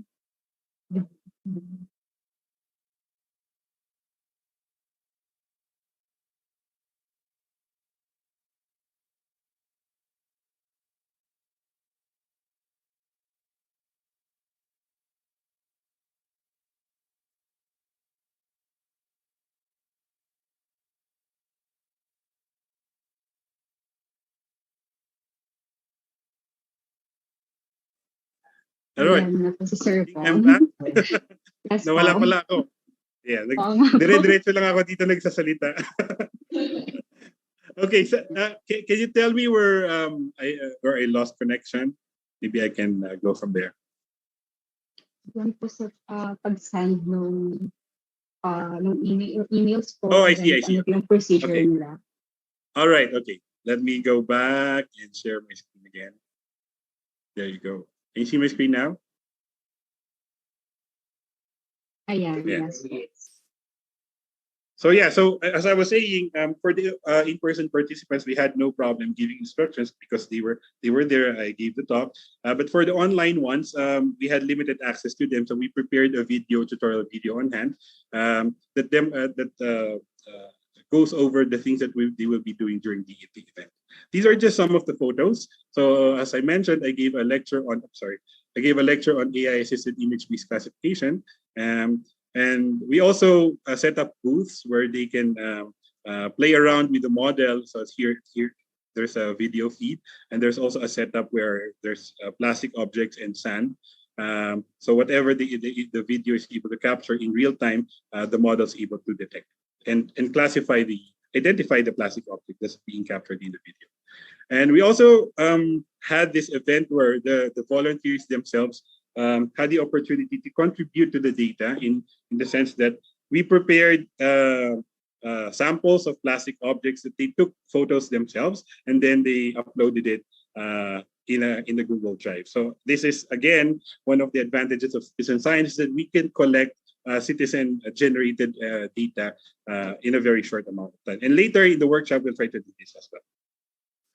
And another event is, so we had them take photos, and we also had them process the images. So in our artificial intelligence model, it is important that you don't just have the image data, you also need to have their labels, because you need to tell the brain, oh, this is a plastic bottle, or this is a plastic bag. So we aside from the picture that we feed the model, there also needs to be a label for the object in the picture. So we had the in-person, actually even the online participants label some images. We prepared beforehand this set of images that they labeled, and the label data were used to further improve the model. So these are just some photos that we had we set up a photo booth. We intended to post this online, but we were not able to set up our social media page yet, so we couldn't post it as of yet. Here are just some quick stats. By the way, this was the first citizen science event that we did during the launch of the Pigma facility. We had 19 on-site volunteers who completed their test. Actually, there were 20 volunteers. May nag-walk in then, but one computer was not working. So we only had 19 participants who were able to complete the task that we prepared for them. And then 5 volunteers, online volunteers, were able to complete the tasks. And perhaps this is where I should mention this. Hindi ko alam kung cultural ito, pero isang disadvantage siguro ng online mode for this kind of event. Yes, it gives you the wider scope of possible volunteers, but one thing that we noticed here is that I think there were more than 30 who signed up online, and we gave them tasks to complete, but only 5 completed the task. So I think that's one. But I think that perhaps that's because of the mode, not really because of the task. Because the tasks were difficult, it's because of the mode that how we did this event. Okay, so again, just to give you a context on how effective this activity was, the entire event took only 30 minutes. The entire citizen science event took only 30 minutes. And within the 30 minutes, we were able to generate 92 images of varied microplastics. So images, meaning one picture may contain multiple objects, and we're able to do that in only 30 minutes with, how many were that? 24 participants. So 19 on-site and 5 online. We were able to generate 92 varied images of microplastics. And it also, in the span of 30 minutes, they contributed 92 images and they were able to label 96 images. Again, each image contains multiple objects. And to give you a context, we hired a person to do this actually, and the rate that that person was going was that in a day, so in an 8-hour regular day, the person was able to label 200 images, and this we only needed 30 minutes to label 96 images. So just to give you context on how efficient this and potent this activity can be. And again, within those 30 minutes, we were able to label 1,575 objects or different classes of plastics within 22 classes of microplastics. Okay, we had a second citizen science event, which was done during the college week of College of Science in Baguio. By the way, this left picture was in the Clarinet Net conference. It's a plastics research network, the first plastics research network held last December, and we were able to also set up a booth there to demonstrate the technology that we had. The picture on the right is a picture of the setup during the college week, where we also initiated a citizen science event. But for this one, we only asked participants to label images because we had enough pictures at that time and we needed them to be labeled, so we prioritized the labeling. So just to give you a context again, on that event, in this, I think so 69 people participated. Most of them were students. This was done during the College of Science Week. And in 6 days, the volunteers generated 1,915 pre-assigned labeled images. Again, each image may consist of multiple objects. So in a way, this was very successful. This was, in fact, run by students. The entire event, I did not even, I gave the students some instructions, but from then on, everything was done by the students themselves, and also the RA for the quick map facility. And so here's one important stuff that I need to talk about. So earlier, Professor Dizon mentioned this. So how accurate is data generated by citizen? And this is a valid concern, no? Kasi hindi naman, again, with the ease of gathering data comes the cost of there's also noise present in the data that we collect. So the question is, in this particular application to AI modeling, how useful is the data generated from the citizen? So there's actually a group of students working on this. They are BS mathematics students working on this, and they're testing the validity of citizen-generated data for training, specifically for training AI models in image-based classification. And then what they noticed is that, and by the way, the data that they used here were, I think, entirely from the citizen science event that they conducted during the College of Science. What they noticed is that the labels produced by the citizen are not that different from the labels produced by the expert. By expert, I mean someone trained labeling these objects and took a lot of time labeling all these objects versus the 6 days that we needed for the citizen participants to label these objects. And on average, per class, I think there's about 10 to 20% relative difference from the actual. So the bars on the left are for the expert labor. So for example, for the band aid, there were supposed to be 200 band aid objects in the images, and about, let's say, I don't know the exact here, maybe 180 were labeled as band aid. So about 10 to 20% error in the labeling. In the labeling used to train the AI model.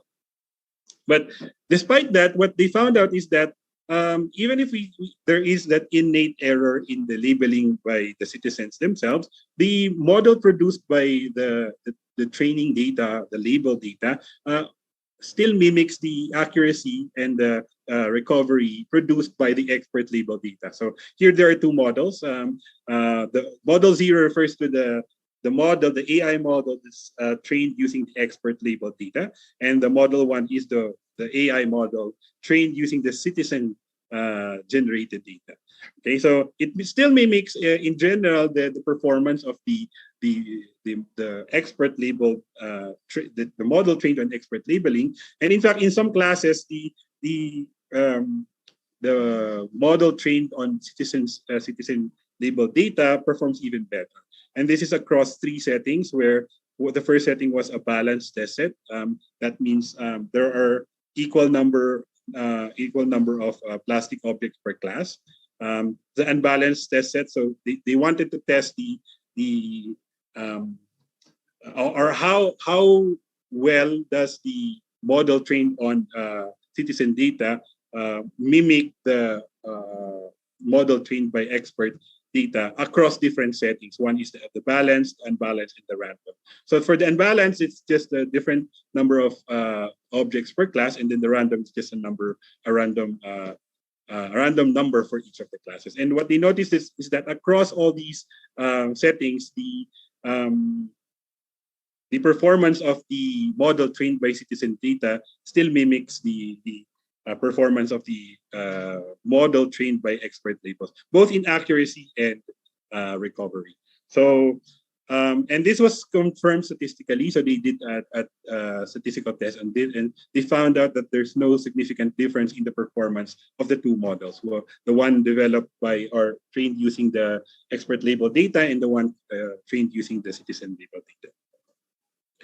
Okay, so I think I will end here. Before I go to the workshop, I would like to shamelessly plug in this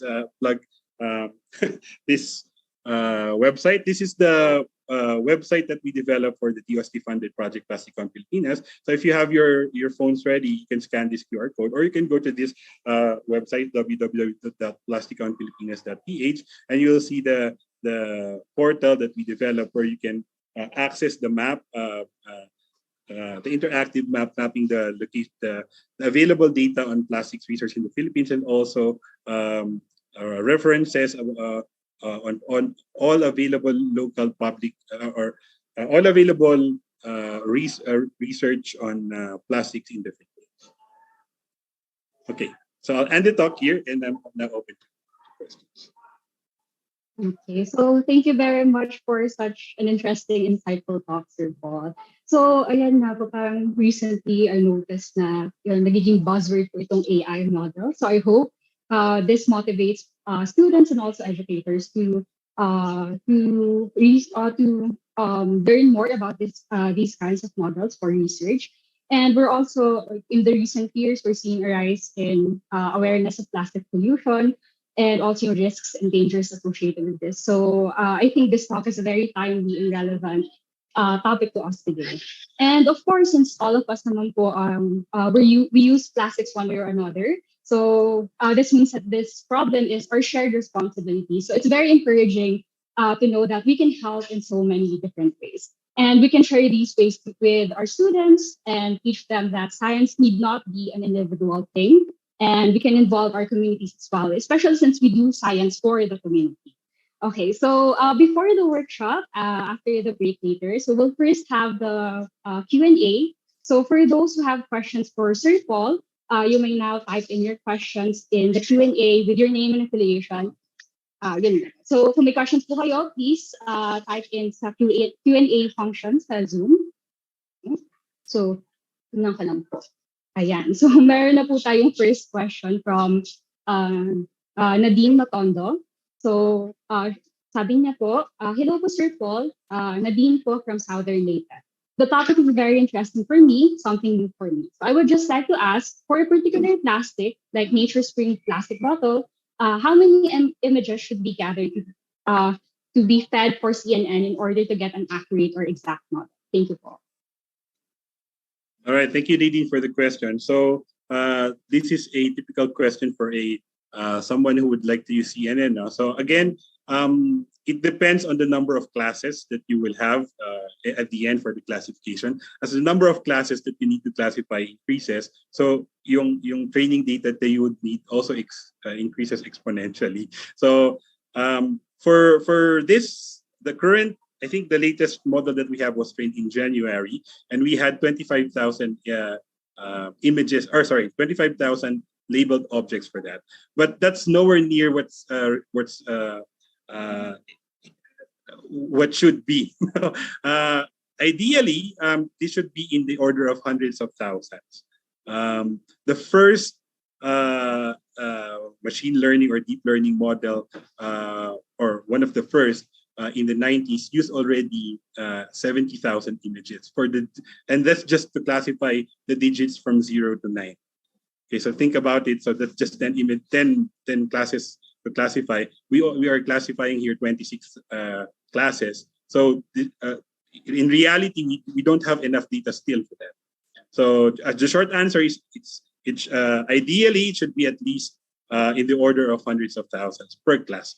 But as the number of classes that you need to, or the types of plastics that you want to classify increases, ganun din mag-increase exponentially yung training data that you would. Yeah. So thank you po for that answer. Ayan po. So hearing that, I hope na encourage po yung mga participants natin today to contribute more to the plastic count po. So dahil wala pang ibang questions, maybe I can ask a question of my own po. Yes, certainly. So nakita ko po, so actually this topic is very close to me since I did my undergraduate thesis po on microplastics. We also quantified po microplastics in mussels po, ganyan, in oysters, and also sa mga marine water. Pero nakita ko po na sa data nyo, parang konti pa lang po yung microplastics data. So that yung thesis ko po, that was 4 years ago. So ngayon po, ano po ba ang progress sa quantification ng microplastics? So yeah, thank you for the question. In fact, I only highlighted the macroplastics part because I was the lead investigator on that. But the Plasticon Pilipinas also had a microplastics component, and we have also the partners in UK donated a microplastics counter. So we were using the RATIONALE technology. We stain using the RATIONALE technology, and then there's an automated counter as well donated actually from the partners in UK. So we can automate that as well. So in fact, we were able to develop a hybrid protocol that increases the efficiency or the effectivity of detecting the microplastics within an image, basically. But so the short answer is we are also at we are already at the level of automating the process as well, and we even have instrument and already available for them. Sige po. So, ang dali naman po na nag-progress na rin po tayo sa microplastic quantification po. So, hopefully, yung research mo, you can submit. So, you can include it in the database of plastic. Sige po. Kausapin ko po si Sir Roms. Yan. So, how about po for citizens po citizens like all over the Philippines po na gusto rin po mag-submit ng data sa inyo. So, for those po sana na hindi makaka-attend ng workshop, maybe you can give a summary po ng process ng pag-submit po ng data. Perfect. Okay, that's a great segue. So let me just zoom out a bit for now, and then I'll go to the website, and then share my screen again. So share screen here. Can you see my screen now? Yes, sir. All right, so this is the Plasticon Pilipinas portal. So the homepage leads you to a plastics tracker. So the bubbles here represent the amount of data available at the area.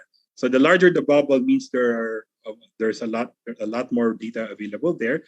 If you click on the bubble, meron ding summary dito ng metadata on the available data. Okay, so saan galing ito, pointers to who collected it, what type of data that we have here, and the authors as well. No? So you can do that. You can explore this again. The website is, if you want to explore it now, it's plasticcount.ph.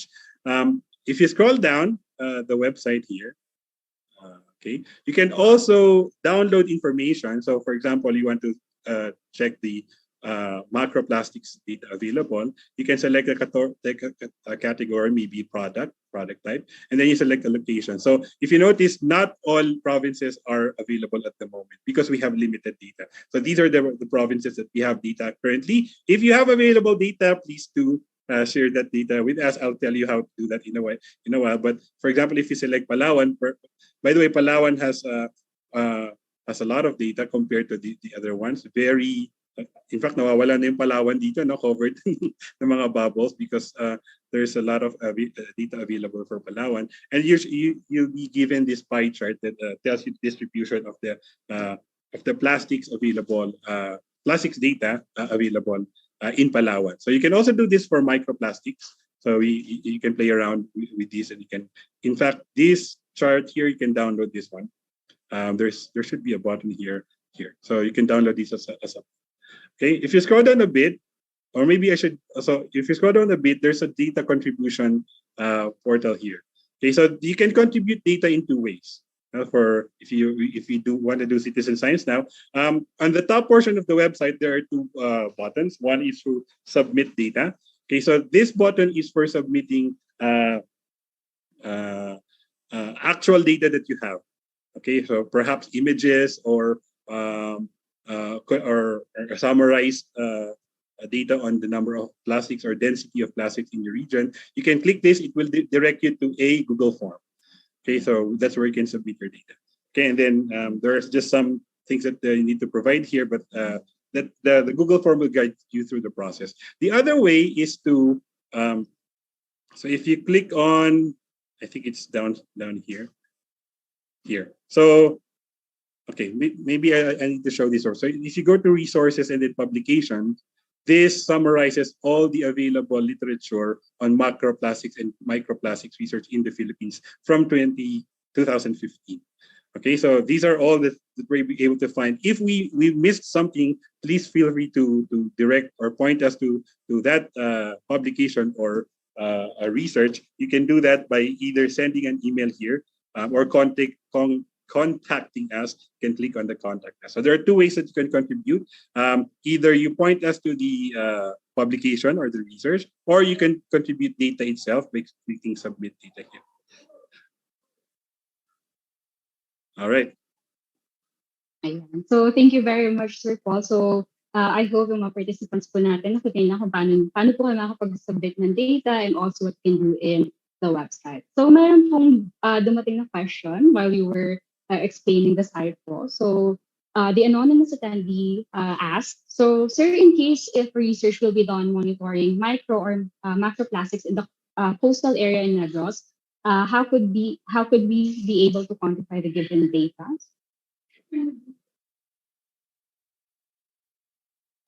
Can we please clarify the question? So, so you want to do monitoring of micro and macroplastics in Negros.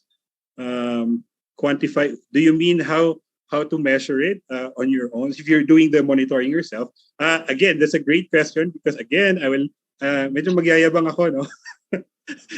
Ipapakita ko ulit itong website namin. Okay, kita na ba ulit yung aking screen? Yes po. Okay, so one thing that we are really pushing for is the harmonization of methods. Because one thing that we noticed when we did the meta-analysis of all the references is that there is no harmonized method for quantifying, or for measuring. So in the website, if you go to resources and to guides, there are available protocols that you can download and follow here that will guide you to how do you go about in going to the field and conducting your field sampling. So there are 3 available protocols here that you can follow. Very detailed. You can download this, I think. Okay, you can click on it and then you can just click download. So it will guide you through the process. It will provide you with the protocols that we use in our field sampling during the project. Okay po. So ayan po. So may mga manuals po tayo sa site for those na gusto ko mag-submit ng data. So yun po pala medyo patrabaho. Akala ko po parang mag-picture-picture tayo dito sa submit po sa site.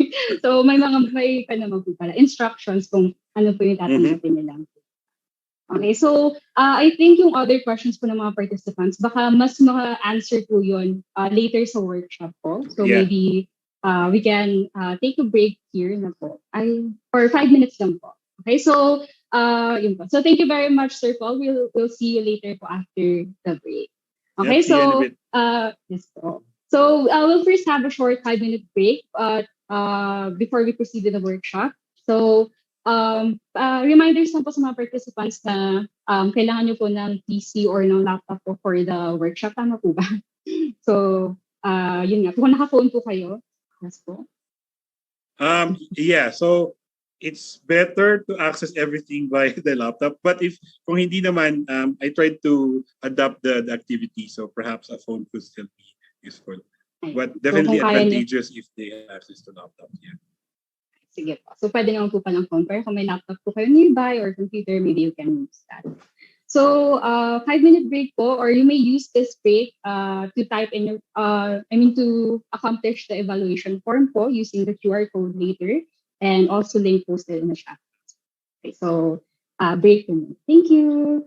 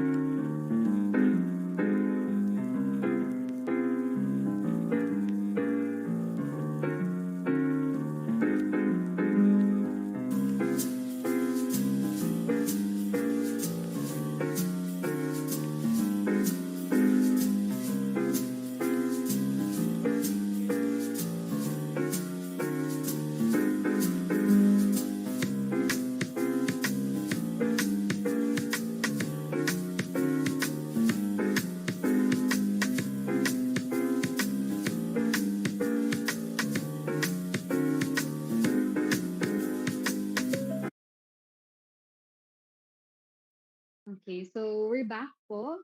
Also, yung evaluation link po pala, hintayin nyo na lang po after the workshops if hindi po siya na-show or na-chat. Okay, so can I get some reactions from the participants again to see if nandito na po ulit kayo? Ayan, so may mga nagla-like, nag-thumbs up po.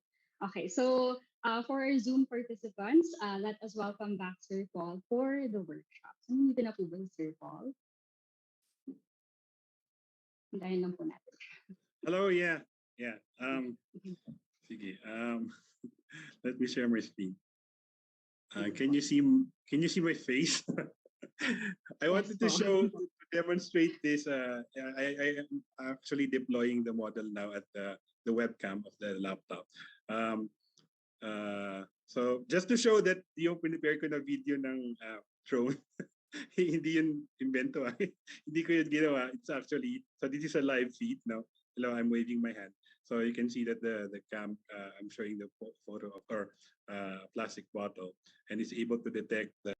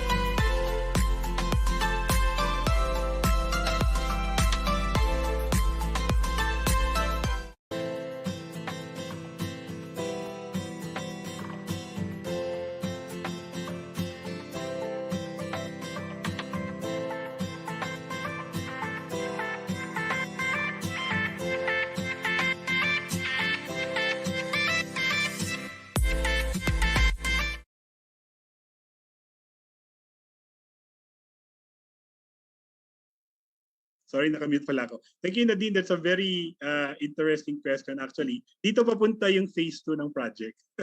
Okay, so the first phase was to implement the model and demonstrate sa funders na we can optimize and fine-tune yung model sa local setting ng Pilipinas. In fact, the technology already exists. Yung partners from Japan was yun yung sinundan namin na strategy, no, yung partners from Japan, yung JST.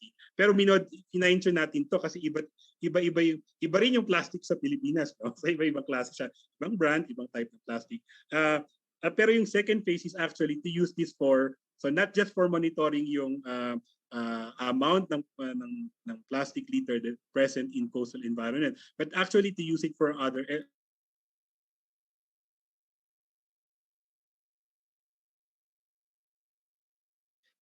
Ayan. So, Sir Paul, medyo nag-hang po ulit siya.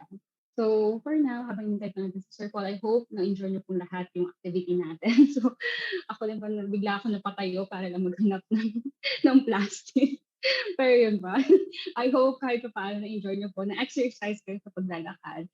And also, nakita niyo pong gano'n ka-amazing yung model po. So, very mataas ng accuracy niya in terms of classifying and identifying. So medyo na-amaze po ako doon sa bottle nung nagpapakita ko si Sir na pati yung bottle cap ko, pati yun na-identify niya na separate from the bottle. So very amazing yung model niya. So I guess the tech team can show yung QR code for the evaluation. Ay, hindi na dyan na pala si Sir. Hello, Sir. Medyo mahina yung connection talaga dito nagda-drop. So as I was saying, yung second phase sana to adapt the developed technology for other uses. So yung isang naisip namin actually is for waste segregation. So exactly what we're trying to ask. So yun yung sana yung second phase. Currently, pwedeng i-deploy pero we cannot promise na maganda yung effect. Dahil itong model natin ay na-train sa plastic images na ang background niya is coastal environment. That's what we trained the model for. Yun yung purpose natin, to provide baseline data as to how much plastics and what kind of plastics are in the environment. So we can test it dun sa pag-identify. Halimbawa, meron kang isang bag ng basura, then wilat-latin natin yung bag na yun and then try natin yung model. Mag-work siya. Hindi lang natin alam kung gaano ka-efficient kasi hindi yun yung purpose kung para sa anti-drain yung model. Okay? Hopefully, nasagot yung tanong ni Nadine. Thank you, Nadine, for the question. And so thank you then po, Sir Paul, for answering the question. For those din na interested in this software, in the future, hopefully, magamit din po ng iba. Okay, so medyo yun po, nag-extend na tayo. So I guess we can end this by awarding the certificate to Sir Paul. So, isusunod na lang po namin yung certificate, but allow me to read yung citation po. Okay, so this certificate of appreciation is awarded to Dr. Paul Samuel Ignacio for his valuable input in the 20th SINSM Biology Cluster with theme Facilitating the Collation and Interpretation of Biodiversity Information in the Digital Age, held via online webinar platform this 27th day of April 2020. Signed by Professor Radir Mejo, SINSM Committee Chairperson, and Professor Dimpna Javier, Dean of the College of Science.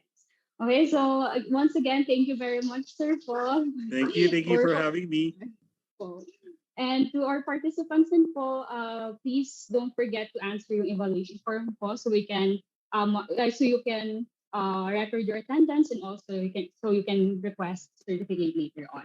So for now, to end this program, let me pass the floor to Sir Jeno, our MC for today.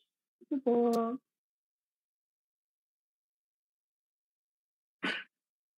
Okay, so ayan. Let's just keep this closing program for this day short and sweet.